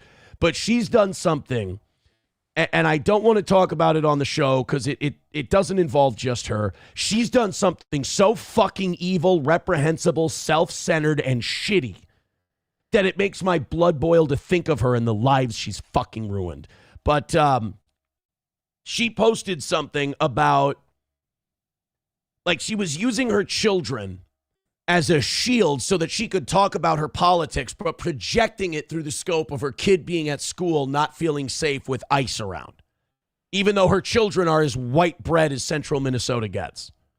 And Libs of TikTok picked it up and put it all over the place. And let me tell you something. She fucking deserves it. After all the time she put people on blast, after all the time she tried to get at people and lie about people for the smallest little infraction, you know what I say? Don't let up. Get that fucking bitch fired. Absolutely 100%. Payback is a rotten, stinky bitch, and she deserves every second of it. She is a bad person. She is a shitty human being. And I don't like Chaya Raichik of Libs of TikTok. I'm not a fan, but she nailed it with this one. I hope the pressure stays up and they kick her off that fucking school board. Because she is a disaster. She is a walking fucking tornado, and she will be a negative impact in any child's life she's around. Because everything is about her. Nothing is about the good of anyone else but her. Her mental illness is that she thinks she's doing it for everyone else, when in reality, she's doing it for herself and using other people as proxies. She's fucking nasty. So good for Chaya Raichik for calling her out. She's on Libs of TikTok. I hope this cost Natalie her seat on the board. I won't feel bad at all. Apparently, she's already bitched out and gone, oh, I didn't mean it. I'm so sorry. I'm issuing an apology. No, not good enough. It wasn't good enough when other people retracted their apology or issued an apology and retracted their statements. It wasn't good enough when Haji Yusuf, the guy who started Unite Cloud, got kicked out by you guys because he had the audacity to walk off the plantation and say he was going to vote for a Republican. Fuck her. I hope this buries her professionally. I really do. Bapa Shab says, can we up the pettiness? A little more on the gayness, too. Yeah, I hate her. I really do. I hate very few people personally. I hate her personally. And she is an absolute piece of shit. Absolute piece of shit. I want to see what that... somebody sent me the Libs of TikTok thing. It's... here we go. Meet Natalie Copeland, a board member for St. Cloud Area Schools District 742 in Minnesota. She reportedly made a post attacking Trump and ICE, saying her daughter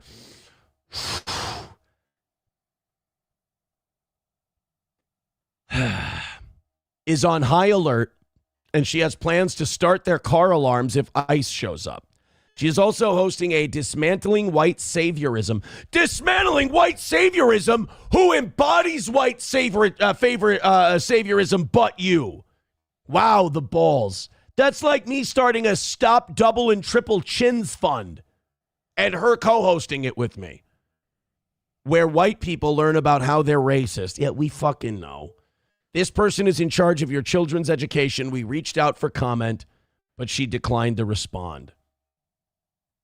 I want to see if, where's this apology? I haven't seen it. Where's the, I want to see where this retraction and this apology is. I don't see it. I do not see the, if somebody wants to send me the post, I'd love to see it. But yeah, I really can't stand her. Wally World gifting a membership along with, who's the other one? Happy Wawa customer. Both of them issuing a membership. There's so many Somalians in this bitch. Thank you very, very much. That puts us 96 memberships away from 500. And by God, I appreciate it. See, why you guys want to go get my blood pressure up like that? Why? Oh, my God. That felt good, though. I'll be honest. That felt good. Power Windows got his membership. There we go. And Chevmatic got a membership as well. Kraken Slappin says, I tried a dating app. Natalie wanted to match with me. Yuck. Why were you on a dating app for barnyard animals? I don't... Fucking weird guy. You're a strange duck, my friend. 349 of you checking out the toe, and I do appreciate it. Hit like, hit subscribe, hit follow, and please keep those gifted memberships going. Keep the Venmos are strong tonight. Thank you for the Venmos. Keep those going. The PayPals, everything else. You guys have been diversifying tonight. Even throwing in Bitcoin, for God's sake. We also got to figure out who we're rating at the end of this. Guys, here's what I say. Fucking go ham right now, and we'll call this thing done. Not the stream, not the show. We'll keep doing the show, but really get after it, is what I say. All right, we got a couple of Minneapolis protest coverages to go after. This is funny. So CNN has this branding issue where they go places and, like, people on the right don't want to talk to them. But it used to be that people on the left would talk to CNN. They would be like, oh, yeah, you're a friend. You're safe. Well, now CNN sucks so hard, and they tried to not be so left-wing, and people on the right said, no, we still fucking hate you. And then people on the left said, how dare you abandon us? So now they're kind of broadcasting to this middle of nobody. And so they go on the scene at a protest like this. Any conservatives who might be there, which they don't show up at these, they're not going to talk to CNN. But now even liberal protesters don't want to talk to CNN. Let's watch this clip from Minneapolis, and I believe this was this afternoon. While I was doing my thing in St. Cloud, CNN was in Minneapolis. See, this is why you guys are like, Oh, Aaron, why don't you go down to Minneapolis? That's where all the shit's happening. Yeah, but that's where like CNN and Fox News and all the bigwigs and the network news people are. I want to be the big fish in the little pond here. Smaller crowd. This is controlled. What the fuck are we doing with the shorts on? Jesus Christ, you guys, you're not helping our cause. It was nice out today. It was in the 40s, but for fuck's sake. Scene spans several blocks. We are here at Portland Avenue and East 35th, but it goes at least 2 or 3 blocks. Who are you? Who do you work thank for? you. Who do Hold you on. work I'm for? sorry. We're with CNN. It's okay. Thank you for your help. I'm sorry. I think people are getting upset. So that is the latest here. I will say that's kind of where I got made too at the protest. They're like, "Who are you? Who do you work for? Are you Aaron Imholt?" And they got all bitchy about it. It's like, motherfucker, these people are out there. I'll defend CNN on this one. Fucking white women, man. Jesus Christ. Mind your own fucking business. Are you there to protest? Then go do your fucking protest. Who are you? Like you're gatekeeping who can cover the protest. Shut up. Go blow your whistle. Go wave your sign that the Democratic Party made for you. And just let people cover this shit. Who are you? Who gives a shit? What are you going to do something if they're a different kind of wow, you guys are really nice, warm, welcoming, liberal, and open protesters. If somebody isn't from the right media company, you're what? You're going to attack them? You're going to blow whistles at them until they leave? Now, that being said, don't be an asshole like Nick Sorter and go in there and antagonize people and rip their masks off and shit like that. I mean, go down there, be respectful, cover the thing, be a journalist. But God, it's like that lady today. I'm trying to talk to an ICE agent.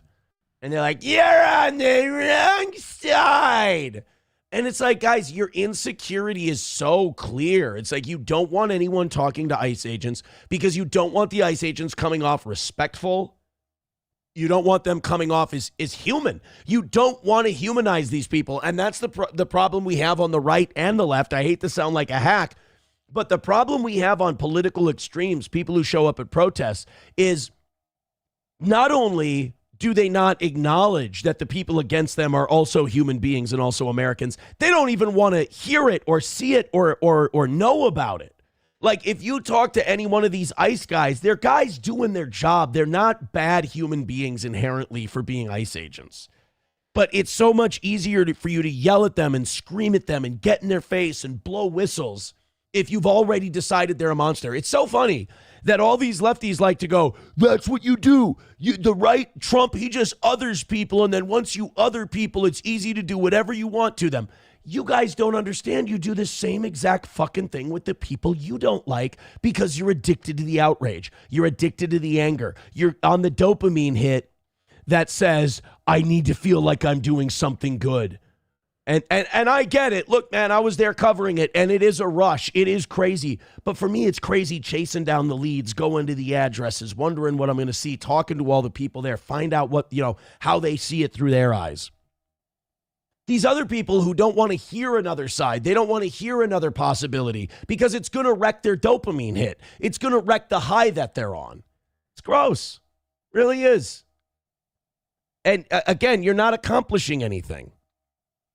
Because ICE is going to be here, and ICE is going to be here until their job is done. So all of this shit where you hold them up and you get out there and you confront them and you force them out, they're going to be back. In fact, I'm willing to guarantee that the next thing ICE does is their strategy will be start these kind of big confrontations. And while those big confrontations are going on, send teams of like 3 or 4 agents to other spots to go get people that are on the list. So get everybody all worked up at one site. Oh, you motherfuckers, you're pieces of shit. And get these people thinking that they're saving somebody or they're rescuing something, because that's their real thing, is their white savior complex. And then when you got that running and churning, you send small teams out around town to get the people that are on your list. But like, honestly, all your protesting and all that stuff, it's good that you're taking a stand, you're fighting for what you believe in, whatever. But like, if your goal is to get ICE out of here, I mean, now, what's her name? Kristi Noem is talking about she's sending more agents this week. And they're going to do more raids. Like, they're just going to turn it up. Some of these people that were some of these people that were protesting that I was talking to, they were talking about we're gonna confront ICE and they're evil and we're gonna get them the fuck out of here. And they're like, this is about politics. That's what they kept saying. This is about politics. And I'm like, yeah, well, the politics are this side won the election and this is what they voted for. This is how politics works. Remember when like Obamacare got passed and shit and it was elections have consequences. Supreme Court justices get picked. Elections have consequences. Same thing. Same thing right here. Petron needs a membership. Let's get Petron a membership. He says, remember when moderates existed and the parties tried to win their votes? I miss that. They're still there. The moderates are still there. And they exist. They're the people who vote on economic issues. They vote on their wallet. They vote on their pocketbook. But the media has done this great job of taking the middle every election cycle and assigning them a team. Oh, the moderates this time broke for Trump, so all the moderates became Republicans. Well, no, they didn't. All the moderates were wondering what was going to be best for their bottom line, and they decided that was Trump this time. It doesn't mean that they turned into Republicans or they turned into right-wingers. It means they're the middle, and you gave them two options, and that's the person they went with. That's all. Phil Her Slit says, Aaron, call Karmic. He hasn't streamed in 3 days. Is that true? Oh, no. I don't know. I like Karmic. I know he's a big dopey retard with all sorts of mental issues who probably shouldn't be streaming. I have a soft spot for the dipshit. Phil Erslit says, Aaron, all about the journalistic integrity of the story. I mean, if we're being honest, I think I probably had the best and most fair coverage of this whole thing. I think when it comes to these ICE protests, I think I was the most fair. I think I played it the most right down the middle. I didn't announce who I was. I didn't go in there saying, I'm the steel toe guy, I'm Aaron. Other people had to figure that out. So I don't, I think I would say I was pretty professional in terms of journalists. All right, guys, get us a little rally here because I feel good about how tonight is going. But I rested on my laurels this morning, and it cost me, and I looked like a fucking asshole. But then we had the great live streams from the rallies, and that kind of patched things up real nice. So membership, Streamlabs, PayPal, Venmo, Super Chats, and shit. Let's do that. Crush it. Throw a little something at the toe. Tell me you love me. Show me you're proud. Look in my eyes. Spit in my mouth. Whatever. Let's go into this next one. We have a little news from this afternoon. While I was gone, apparently Minnesota announced that they're going to sue the federal government. Let's Fox News alert. Reuters is reporting Minnesota is suing DHS Secretary Kristi Noem in an effort to block the surge of immigration enforcement in the state. I really don't think that's going to work because the way this works is if ICE can show that ICE can't go on a fishing expedition. They can't be like, we're just going to come into your town and just go door to door looking for people. You know, the thing they're being accused of, that's illegal. They can't do that. But if they say we have a list of people and we have a list of people that have criminal records and are here illegally and we're going to detain them and start the deportation process. But it has to start with detaining the person and getting them into custody, just like with any crime. You can't prosecute a crime until you have the person in custody. So that's what we're trying to do. And then the state of Minnesota is going to go, well, if you have a list of people, give it to us. And they're going to be like, no, because you're going to go tell them, you're going to go obstruct our ability to do our job. We're not stupid. So they have a list of people. They have an idea of who they're looking for and where they are. And that's the job they're here to do. So suing them and saying, well, it's a federal invasion of our state, that's not quite accurate. That's a little gay and dramatic, which is Jacob Fry's style. It's likely to be the headline at the press conference out of Minnesota. We're expecting within the hour, scheduled to tip off in about 12 minutes, where we will bring it to you live. And Keith Ellison and Jacob Fry both spoke at that press conference. We've got clips of it tomorrow on the show. And God, Keith Ellison is remarkably unlikable. He's so unlikable. Every time he talks, you just go, oh, shut the fuck up. He's one of those guys who's like such a paid for, like bought and sold, microchipped, trained politician that like you know what he's going to say, you know what his position is before he even talks about it. Mr. Satan says, just found this show tonight, just subscribed. Awesome. Thank you. I never thought I'd say this. Thank you, Mr. Satan. Hey guys, somebody get our new fan a membership. That's how we like to welcome the new fans of our show. Somebody gift Mr. Satan a membership. So this poor bastard doesn't have to watch any ads when he's watching the show. I want to talk about this Nick Sorter guy. This was a guy, this actually saved my ass when I was out there today, because when they were like, oh, you're Aaron Imholt, your reputation precedes you, blah, blah, blah. I'm like, hey, I think Nick Sorter's an asshole and he's clout chasing off these protests.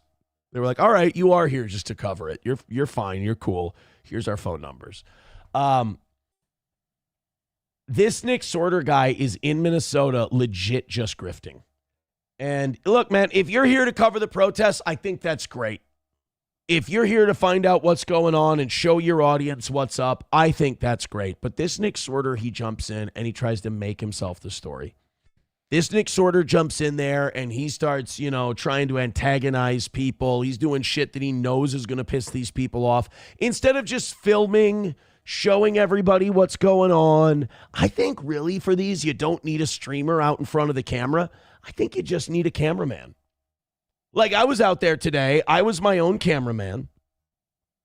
And when I was my own cameraman, I would just ask a few questions and just let them go.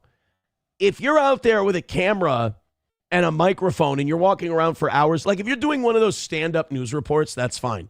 But if you're walking around there for hours and you got the microphone, you want to stick it in people's faces without asking them if they want to be on camera, you're kind of going there to wave your dick around a little bit. Maybe I'm wrong. Let's take a look. You only talk to women? You can't talk to guys like that. Come here, bitch. You want to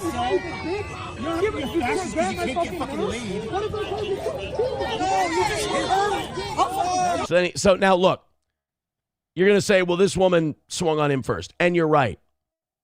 But let me tell you something. It should never get to this point. You remove yourself from that. I mean, again, I haven't done anything journalistic, like really journalistic, since like, I don't know, the last time I covered a city council meeting when I was at Rockin' 101 or even KLFD in Litchfield.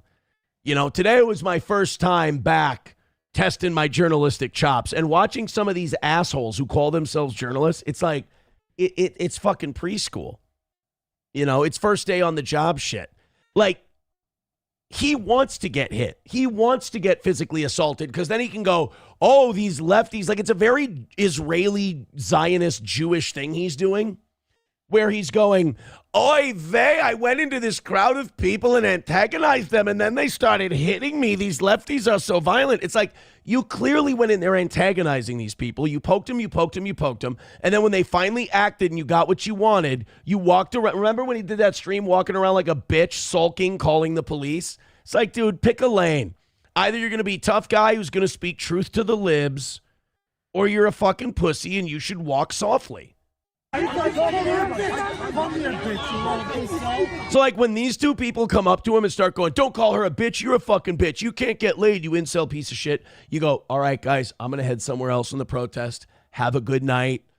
Like, it's no longer productive. So he wants the pro wrestling angle of this.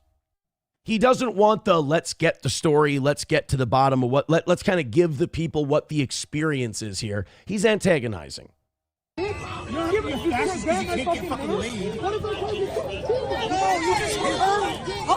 So she went to grab his phone and he pushed her, hit her in the face and ripped her mask off. I mean, he put himself in this position and then when he got attacked, oh, look at how violent these lefties are. Dude, fuck off. And then he lost. Oh my God, Nick Sorter picked a fight with a woman and he lost. Holy shit. hate this little cunt. I think he's the biggest douchebag out there. I don't want you looking at this Nick Sorter guy going, he's conservative, he's the right, he's America first, this and that. He is an antagonistic little bitch. And look, I'm not exactly on this woman's side, but he did more wrong than she did. And I'm glad he got fucking punked out for it. Because again, you can sit there and I saw potentially criminal Sean. I love Sean. I think Sean's great. And I think he's usually got great takes. But he's like, oh, so now we're calling him an agitator when he's doing journalism. I don't know if Sean doesn't watch a lot of Nick Sorter's shit. He ain't no journalist. He is an antagonist. He does go down there to poke the bear, to get these lefties to react. And then when they do, he goes, it's so unsafe down there. It makes me want to go down there one night this week, maybe Thursday night. It makes me want to go down there and just film, just show what's going on, and be like, see, you can walk around safely and you can film stuff and you can just talk to people if you're not a fucking dickhead. Yeah, now look, everybody's getting pepper sprayed. Now there's pepper balls going off everywhere. This dickhead started some shit, and now he's going to walk away while the troops come in and start pepper balling people. Look at that. Flash, look at all that shit going off because of this dickhead.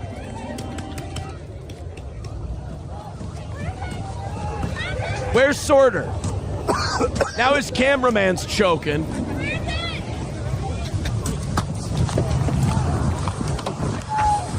Fucking Sorter's probably already in his vehicle now at this point, while his cameraman's choking on pepper spray. Yeah, I'm not impressed by that guy. Miss me with Sorter shit.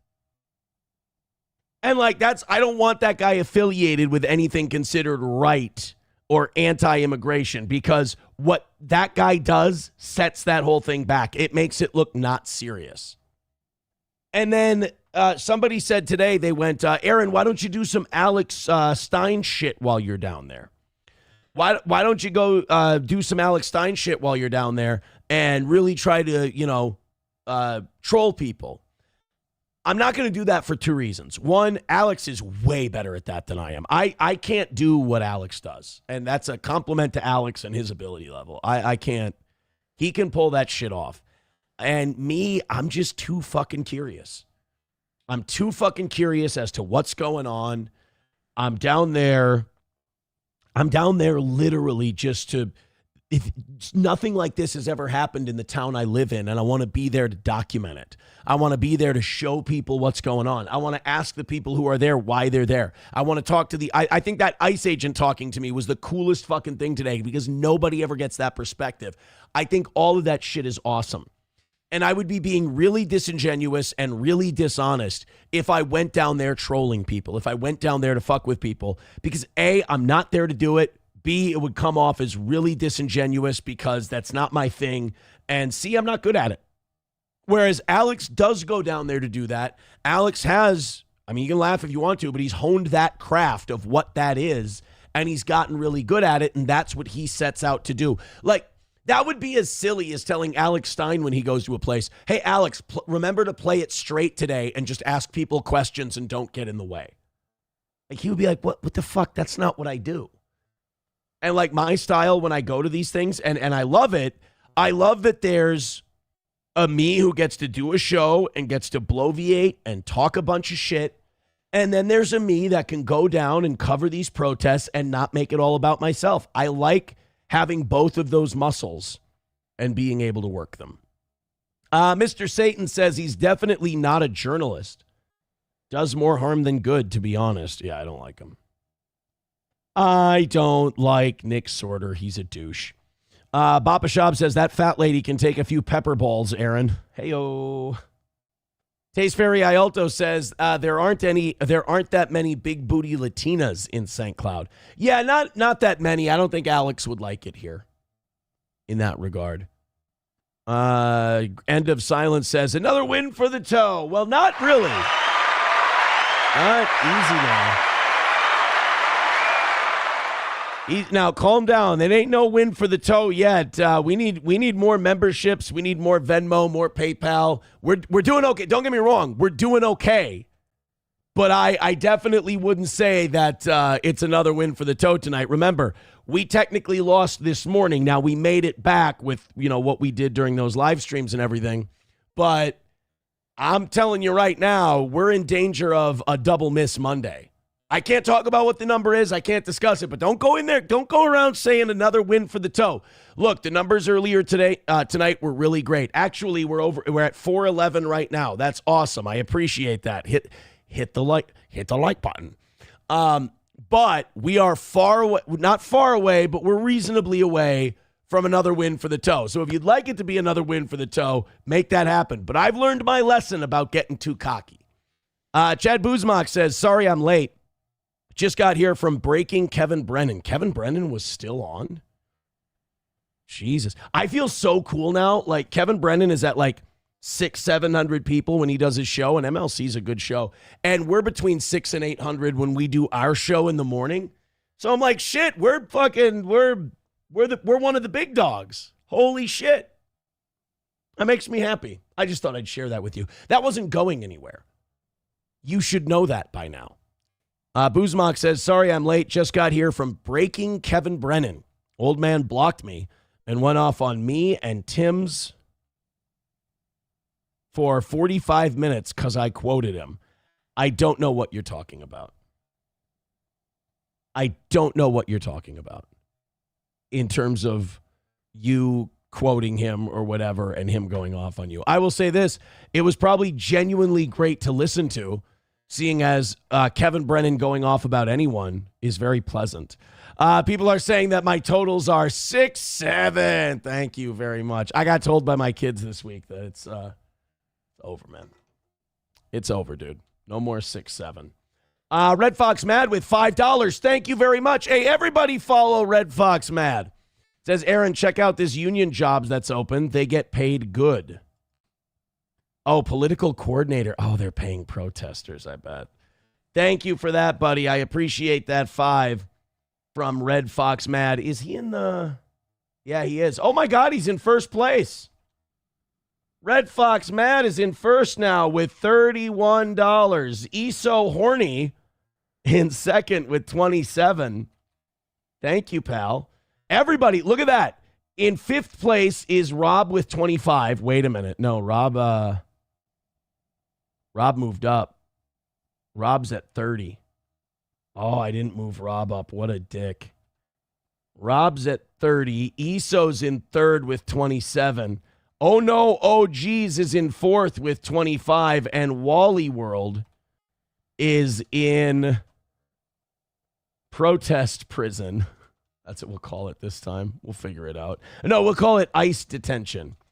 He's in ICE detention at 25. So between first place and last place right now in the top 5 is $6. That's about it. Thank you guys very, very much. Phil Herslit says another win for MSO. I mean, we'll see. We'll see.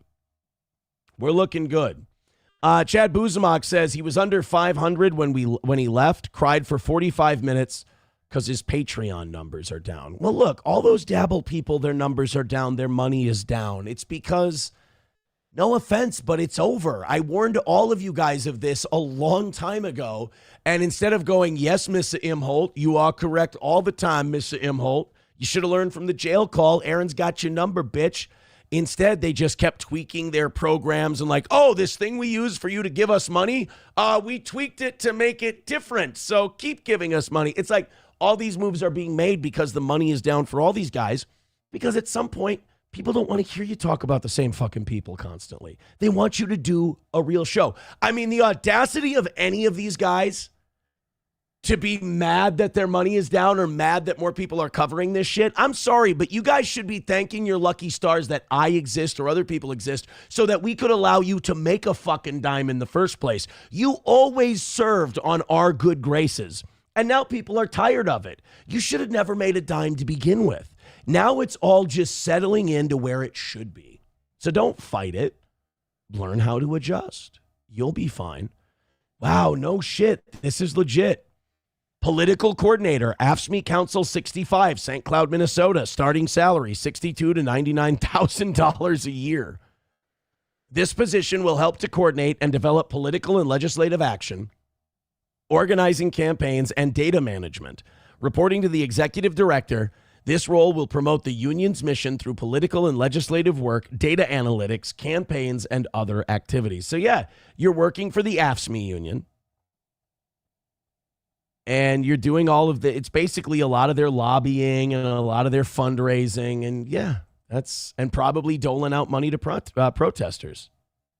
For sure. That's kind of what your job's going to be. Yes. Yeah, a lot of people have it right.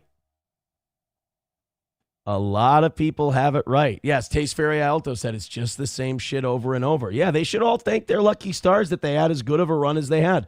Guys, it's all coming to an end. We told you. Don't struggle. Be ever so gentle, like slipping into a warm bath. You guys will be fine. Oh, man. All right, guys, 96 memberships away from 500. Let's keep going. Numero uno, Josh Denny fan with $10. What a guy. What a guy, this numero uno Josh Denny fan. Keep it up, boys and girls. He says, I just want everyone to talk about Josh Denny constantly. Congrats on getting off your fat ass and doing something different. Genuinely. Thank you, buddy. Thank you. I appreciate it. I appreciate it. Sam Show loves Jewish dick. Don't cope. There aren't many shows out there that do. New tonight. What we do? 750 at our peak this morning. I'm sorry, Sam Show loves Jewish dick. I know it's inconvenient, but you're becoming a big fan of this show and you're liking it more and more. And I'm not saying that to make fun of you. There aren't any shows. There aren't any shows out there that get more viewership than me without using me.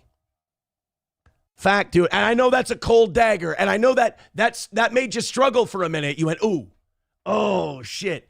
That's just the cold, hard truth of it, brother. That's just a cold, hard truth. I make the content. That's what I do. I'm that motherfucker. But it's okay, buddy. We love you. We love you all the same. 96 memberships away. Why doesn't Taste Fairy have a goddamn membership? It's criminal. And why doesn't, what's our new guy's name? Satan's Monkey or whatever? Mr. Satan. We got to get him something as well. We got to get him a membership as well. Keep going, guys. We're almost home. I appreciate it. Let's get into some shit that's not protesters, shall we? This is, dude, AI scams. AI scams we're not really looking out for right now because like the old school scams are still working, like where you call someone's grandma and tell them their grandson's in jail. And if you send the jailer like a shitload of Target gift cards, he'll let your grandson out. Like that stuff for some reason is still working. People sending Walmart MoneyGrams or Target gift cards to someone who claims that their grandson is locked up or that they're going to date them or whatever. That shit's still working. But now they've got AI-generated deep-faked text scams that they're running now. If you thought old people were too fucking stupid to figure it out before, oh my God, this one, they're not ready for it. This one's going to be bad. Investigation. Courts are now facing a growing threat. AI-generated deep fakes. By the way, is his voice cultural appropriation? Like as a white guy, you know what? It's not important. Go ahead. And they're putting innocent people in jail. Investigative reporter Chapadelli sits down with a victim and explores how the criminal justice system is evolving to deal with deepfake evidence. Our victim was in a volatile relationship. She says her ex-boyfriend created deep-fake AI-generated texts that put her behind bars. 2 days. Wait, so he created texts from her that, oh man, what a dirty, rotten bastard. That really does make you question yourself. When you you're like, wow, I was with that person. Wow, I really did that. What a fucking dipshit I am. And by the way, when you say that, there's going to be people in your life who say, oh, don't be so hard on yourself. It's them. No, it's also part you. Shame on you for making such a horrible, shitty decision. I mean, that person could not have hurt you if you didn't let them into your life. It's on you too. I do that to myself. People are like, oh, you never could have known. I'm like, the fucking signs were there. Stop. That's on me. I'm an idiot. hell.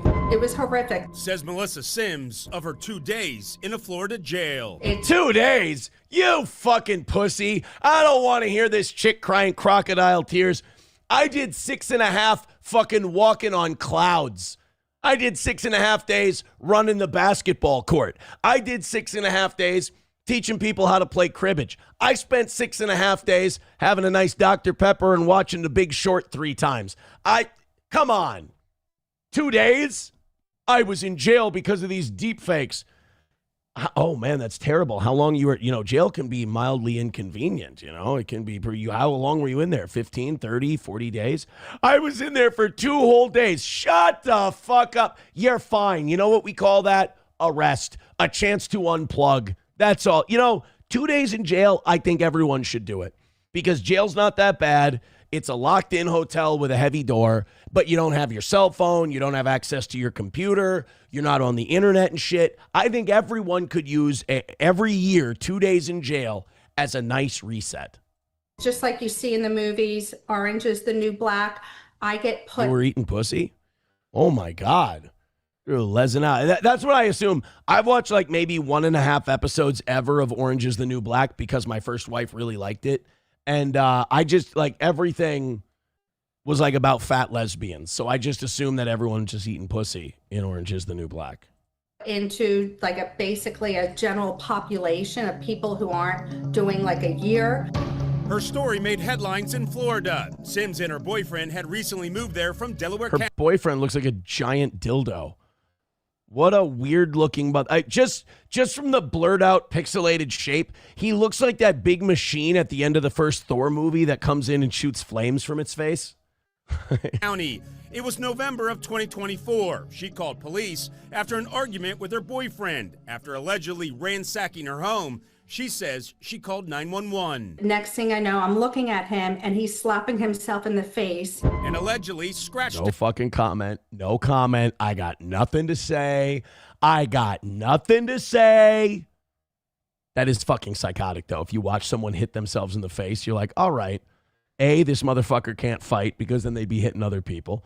And 2, that needs pills. Whatever the fuck this is as a grown man, that needs medicine. Himself. Police arrived and arrested her for battery. As part of her bond, the judge ordered her to stay away from her boyfriend and not speak to him. Fast forward several months later, and she says her boyfriend created an AI-generated text calling him names and making disparaging comments. Oh, what a fucking dick. That's brilliant and evil and shitty and retarded and childish and great all at the same time. That's a vindictive motherfucker. Ooh, he can't quit you. He loves you.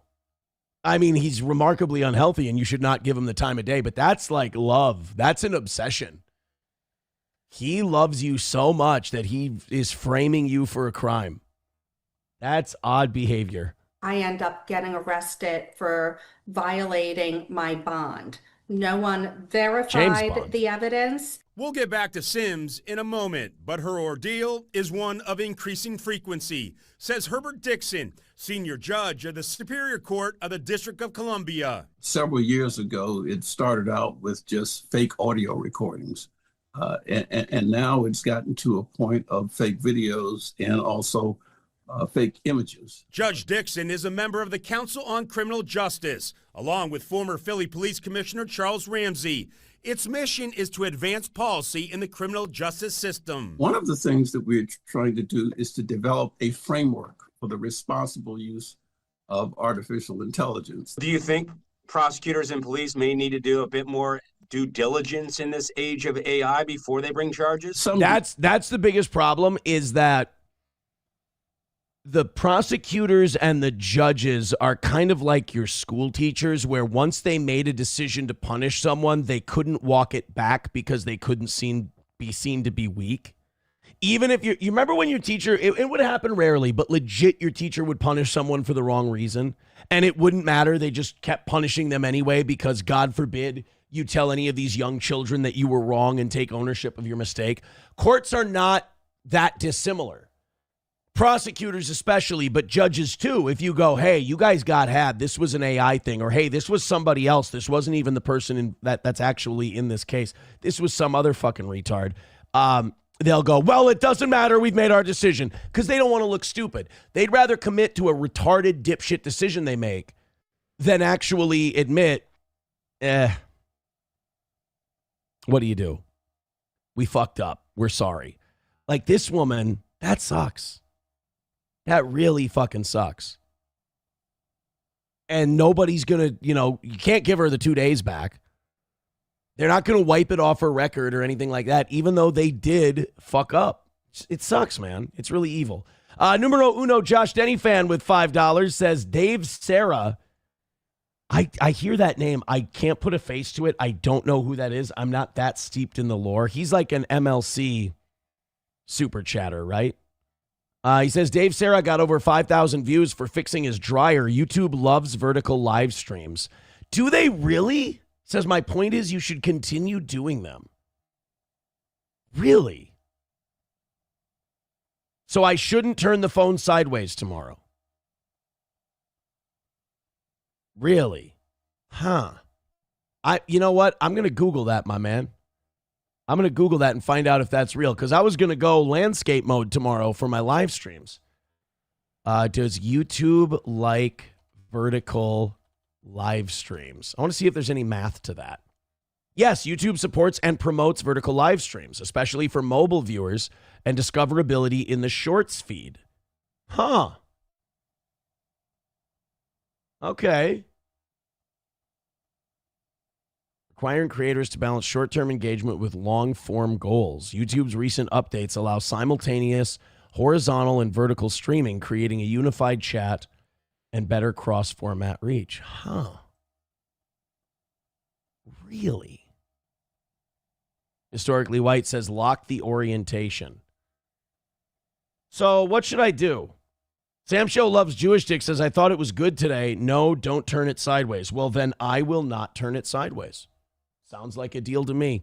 Chevrolet JB with $5 on Venmo says, Aaron, you're forgetting about Gay Twister. I'm not forgetting about, I want you to forget about Gay Twister. I didn't forget. I didn't say it on purpose. I want you to forget. Sam Show Loves Jewish Dick says, don't go landscape. It's frustrating as fuck for the person watching. Oh, so it's a lot easier for people watching on mobile to go vertical. All right. That's very good to know. Hey, boys and girls, do me a favor. Launch them. $5, memberships, $20, fuck, $50, a red boy. Go nuts. Let's do it. You're close to home. Let's finish her off. We got a half hour left in the show. And one thing we definitely don't want is a double miss Monday. That would be shitty, especially on a day where we've had more views in a day than we've had ever. I mean, just really amazing with those protest coverage videos. Fucking go mental right now. Let's make it a good day for the toe. Because the last thing we want on a big day like today where we did well is for it to end 8:25, me going, come on, let's do it, let's go. Show me you love me. Let's do this thing. Trump is ordering top army officials to draw up a plan to invade Greenland. Now, this is the thing that's got me wondering if this is what the protests are for. Because I can't get it out of my head while I'm down there covering these things. I'm like, this is a massive distraction. Everyone's going to be talking about this. If you're going to pull a dirty move, now's the time. Like all the Somali fraud stuff was going on New Year's week, right? With the Nick Shirley video and all that. And what did we do that Friday the 2nd? We went in, we arrested Nicolas Maduro. We kidnapped a foreign leader while everybody was over here yelling and screaming about Somali daycare fraud. And the Nick Shirley video, we went and abducted Venezuela's president. Wild shit. Now, ICE is in Minnesota. Some lady got shot. Everybody's protesting across the country every single night. Are we going to pull a dirty move? Are we going to go invade fucking Greenland? I mean, nothing's off the table. Like, we legitimately kidnapped somebody's president while we were all had our eye on the fraud ball, if you will. So while everybody's out there running around protesting and pepperballing and all that shit, Are we going to roll up on Greenland, which is a nation of 50 or 60,000 people? I read up about Greenland. I read up about their capital, which is, I think, called Kut, K-U-U-T. Look that up. I might be wrong. It's on the southwest corner of Greenland. In fact, that's where the majority of Greenland's population is, because that's where it's warm enough and it's coastal. It's still like the warmest it gets in the summertime is like 50 degrees, 45 degrees. It's nasty all year round. But Denmark controls it right now. It's owned by Denmark. And Denmark says if the U.S. takes Greenland, that will be the end of NATO. In my mind, that's a twofer. But our attitude is Greenland is full of natural resources. It has billions of barrels of oil. It has lots of lithium and rare earth minerals. And while Denmark doesn't allow drilling for oil, Denmark's against it because of the environmental concerns. We want that oil. All right, that's the same reason why we're trying to kick people out of Venezuela. So we want Greenland. We'd like to work out a deal where we just buy it from Denmark, but we're fucking broke. We want to work out a deal where maybe Greenland asks us to come be part of the United States. I don't know. But Trump is obsessed with this idea of having Greenland to the point where he wants army officials to draw up a plan to invade the country. So are we going to be sitting there watching pepper balls going off in Minneapolis, and then later that night we find out an amphibious marine force has landed in Kut, Greenland, and raised the American flag at the Capitol? Like, how do we know that's not going to happen? How do we know it's not possible? Dick Von Du with $20. I love Dick Von Du. I love Dick Von Du. He says, I hate this show so much it's unreal. Wanna fuck? Let's fuck! Thank you, Dick Von Du, for the $20. Hey, just a couple more of those guys and we're home free. How about like 15 memberships? How about 5 memberships from a couple different people, and we'll call this thing done for the night? What do you say? Thank you guys very much. And thank you, Dick Von Du. Sam Show Loves Jewish Dick says, let's leave Greenland enough. I think he means alone. They're not bothering anyone. Yeah, they have a fucking shitload of oil, and we want it. That's the whole point of Greenland. Here's the deal, Sam Show Loves Jewish Dick. Stay with me here. We're $38 trillion in debt, and now we've come to the point where we've realized our politicians are not going to do this shit necessary to straight up take 40 or 50 years and work on paying off this debt and balancing our budget, because that would require all of their wealthy friends pay higher taxes like they did in the 50s, 60s, and 70s.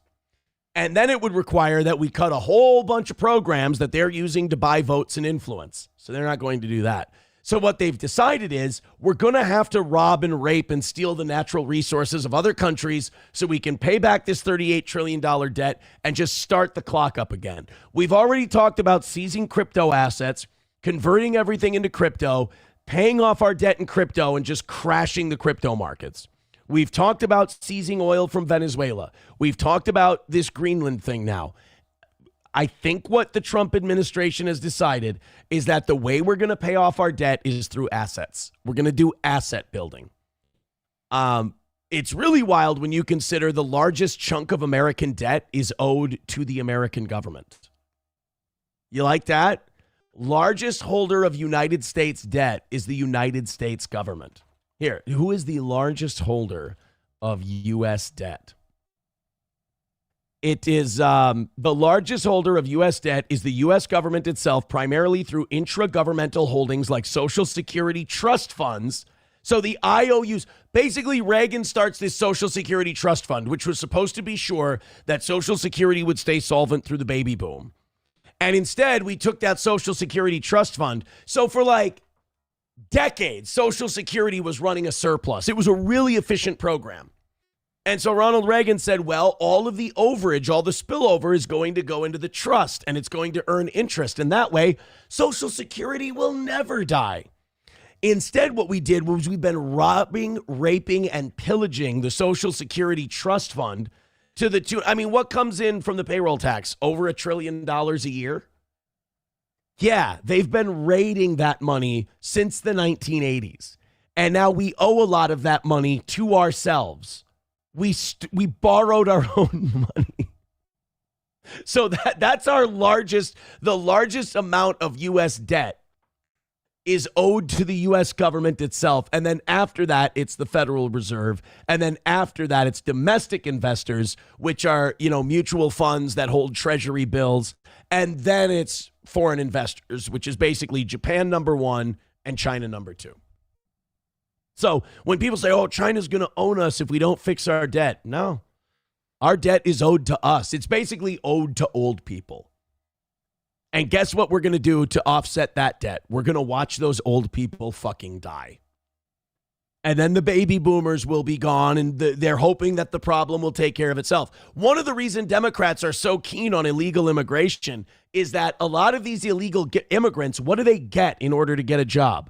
They get a fake Social Security card with a fake Social Security number. Now, it's good enough to give to the job so they can hire the person, make it look legal, and then they can take out payroll taxes and they can pay into. So all of these illegals are paying into Social Security if they have a fake Social Security card. The problem is when they get older and they go to withdraw Social Security benefits, the number will not exist. It won't be in the system. They won't get to claim benefits. So a lot of Democrats and Republicans want to allow illegals to stay here who are working and paying payroll taxes because that's a way they're going to pay back our debt to ourselves.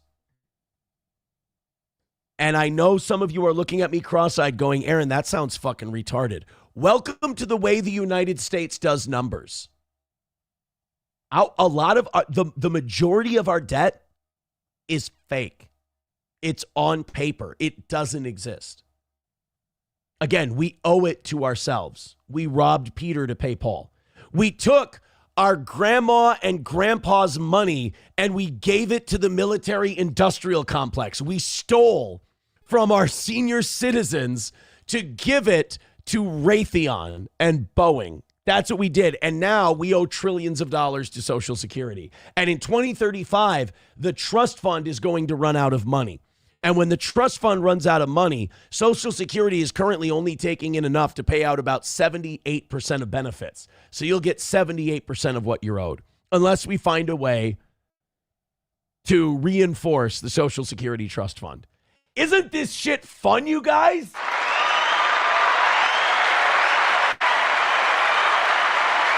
It's such a good goddamn time. Phil Herslit says, just have the Rothschilds pay off the debt.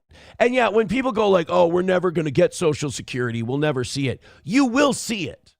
You'll just see a percentage of it. I mean, people are still paying into it.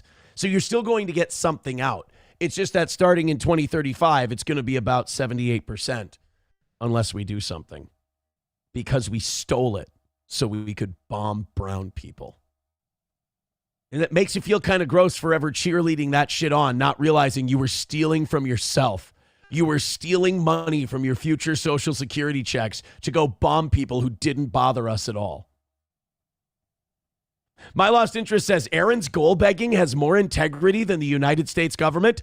Yes! Yes!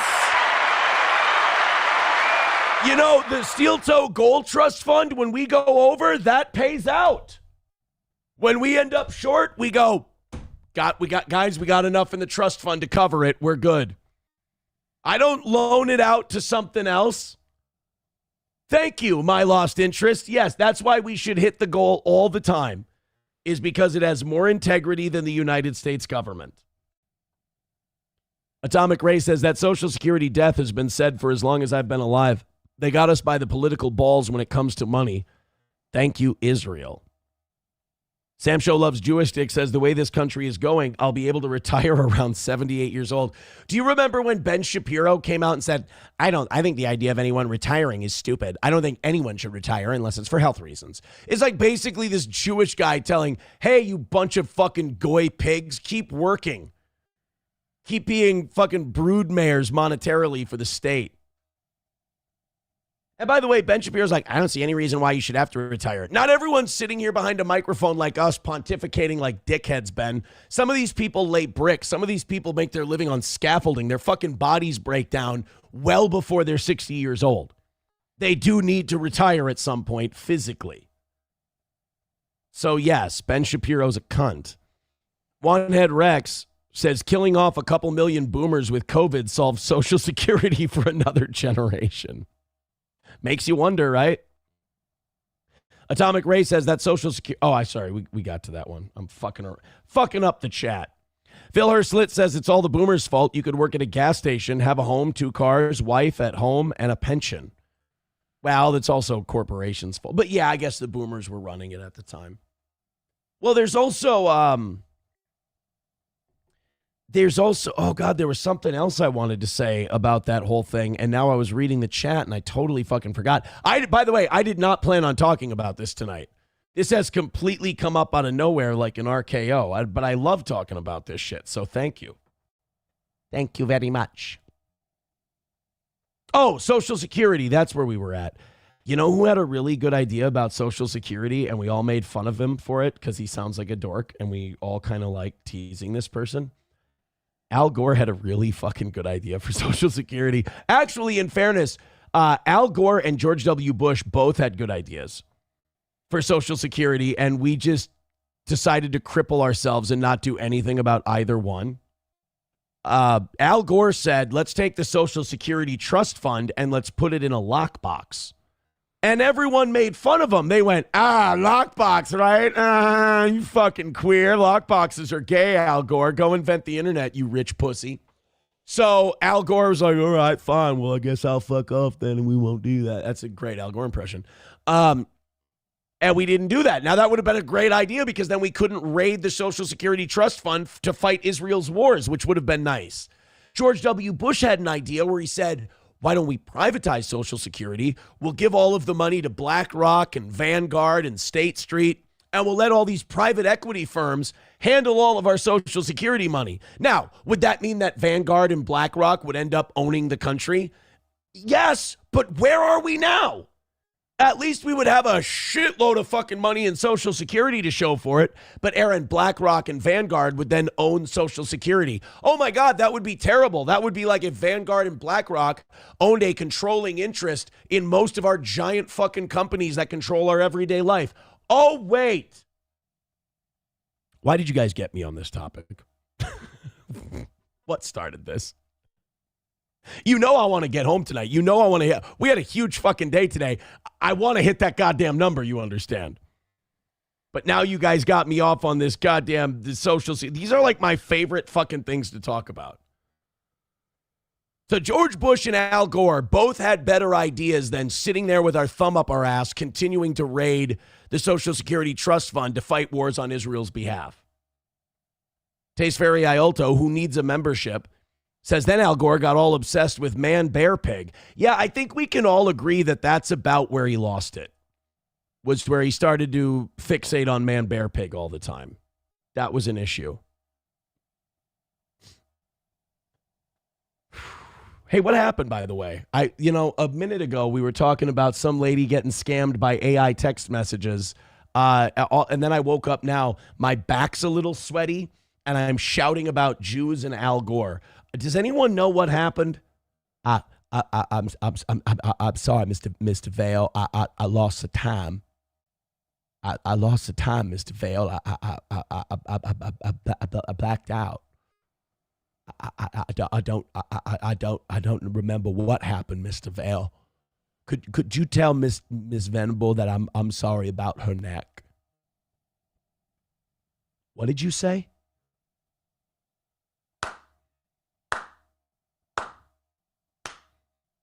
Good for you, Marty. Good for you, man. I was worried about you for a minute there. I was going to let you walk out of here and think everything was fine and just, but, oh, man, to see that look on your face? There is no Roy.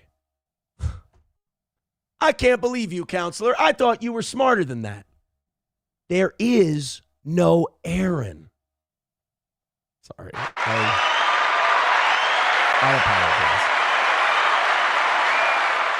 All right, everybody who got that reference has to give me 5 gifted memberships or $20. That's right.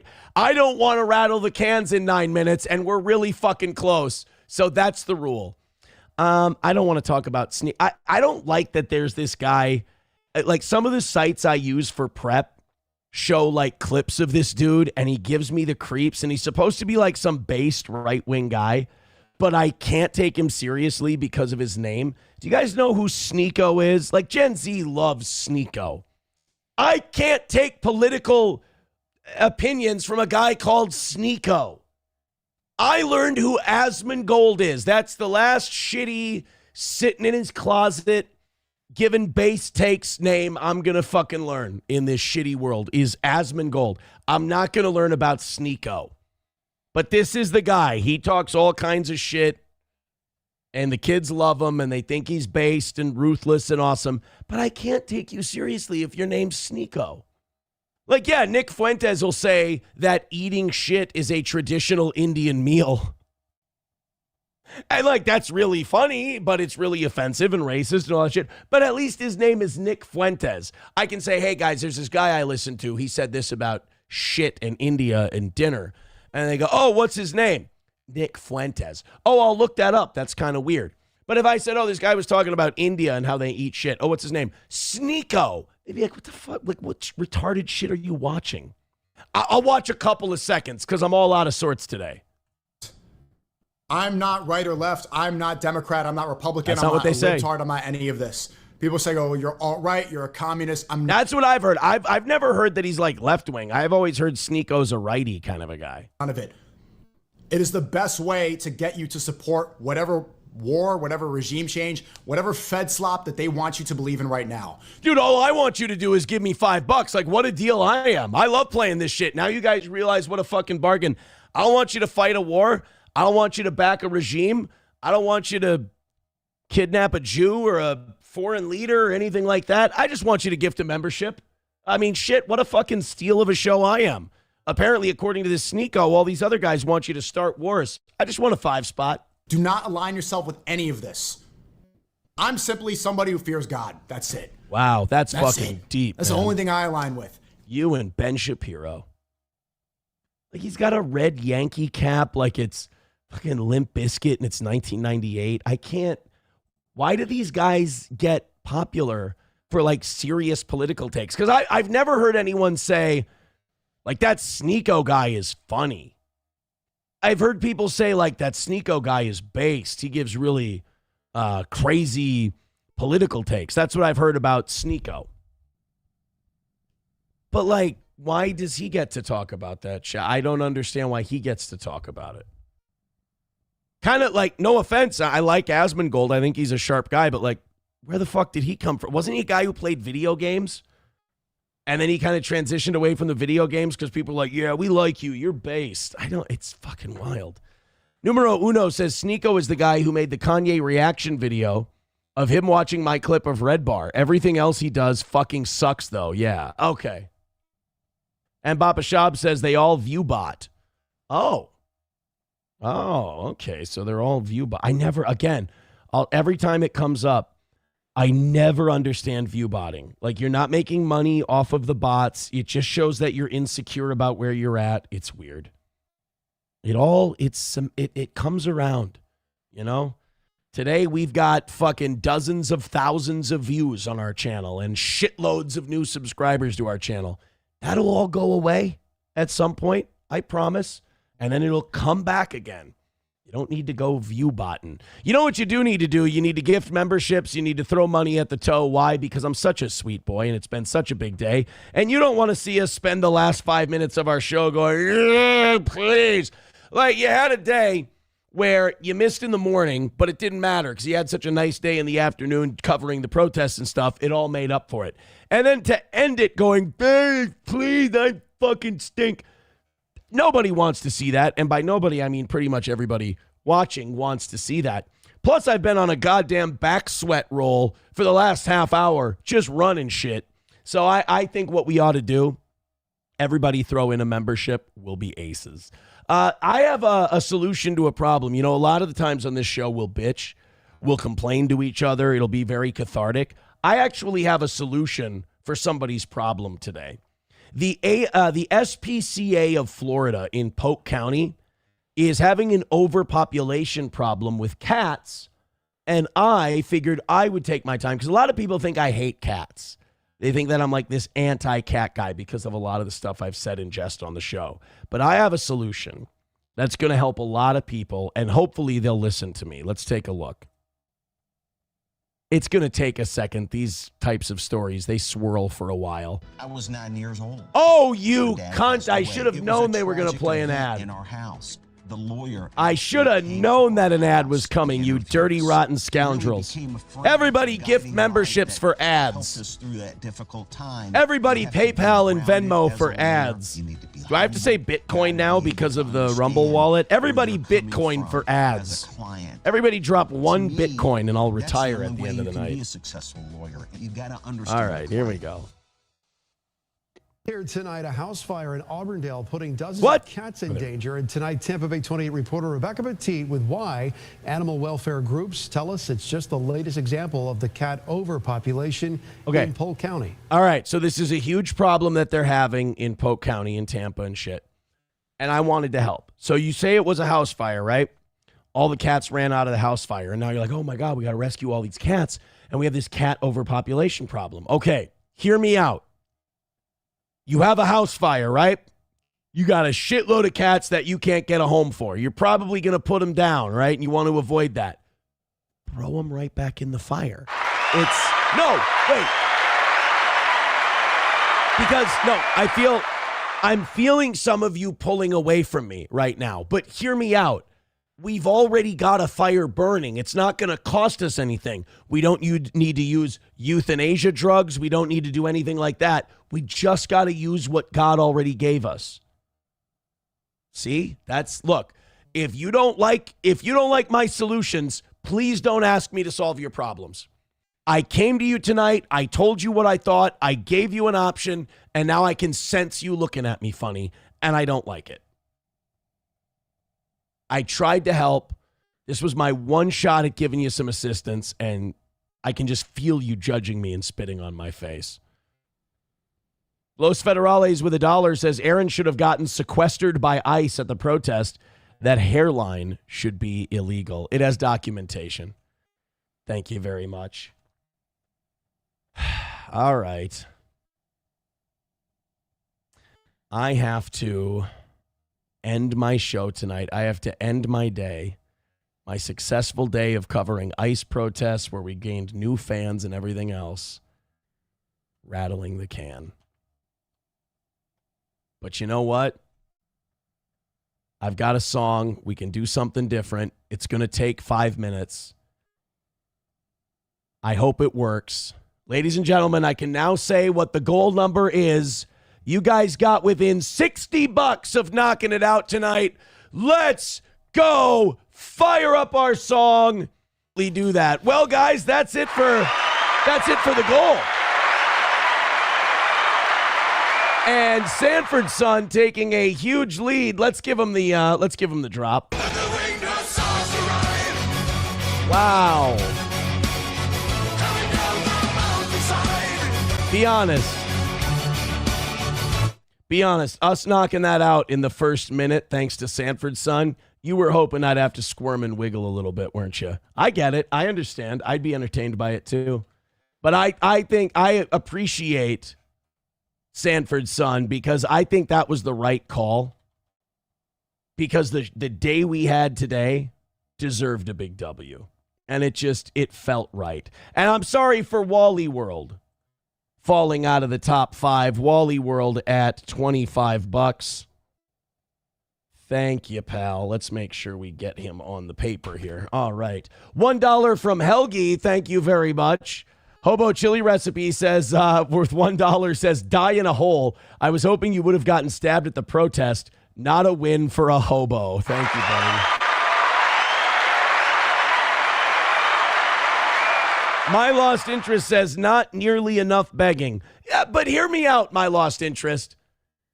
Don't you like to see me happy like this? Don't you like to see me happy like this after $80 from Sanford Son, which we appreciate so much? What a fucking guy. That's Sanford Son. What an awesome dude. I appreciate that.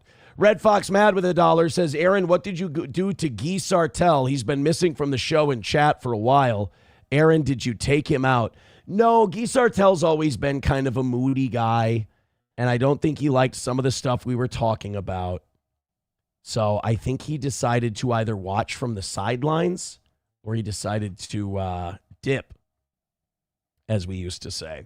Diamonds and Henna gifting a membership. Thank you very much. Now you guys have, what did we call that? You guys now have a Social Security trust fund of $5. Not only do those morning guys miss, should we call it the lock? Let's call it the lock box. I'll write it down here. The lock box is now at $5. Wow, look at us ending the day over. Thanks, guys. And also, Sanford Son, thank you for complimenting our coverage today. SP did. Oh, my God, I cut my thumb. I injured myself. What a trooper I am. SP did says you should definitely go to that protest tonight if it's real. You know what? It is on the way to her house. So I'll drive by there tonight. And I'll see what's going on. And if there is something going on, I'll stop to cover it before I head up there. You know what SP would love? Let me tell you what she would love. She would love it if I went to that protest, got good coverage, checked it out, whatever. And then I came to her house while she was asleep and just snuck into her bed and got right up close to her ear, put my lips right at the cusp of her ears, put my hand on the small of her back, and said, "Rape! I'm a rapist!" And then just see what she would do.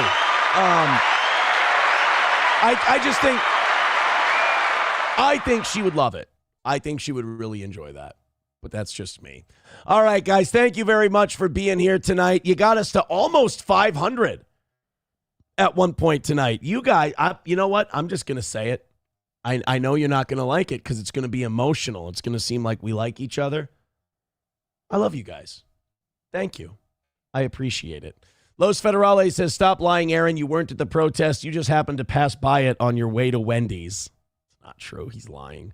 Taste Fairy Ialto says, then blow a whistle in her ear. That's how I got to blend into the protest. I got to bring a whistle. That's what you got to do.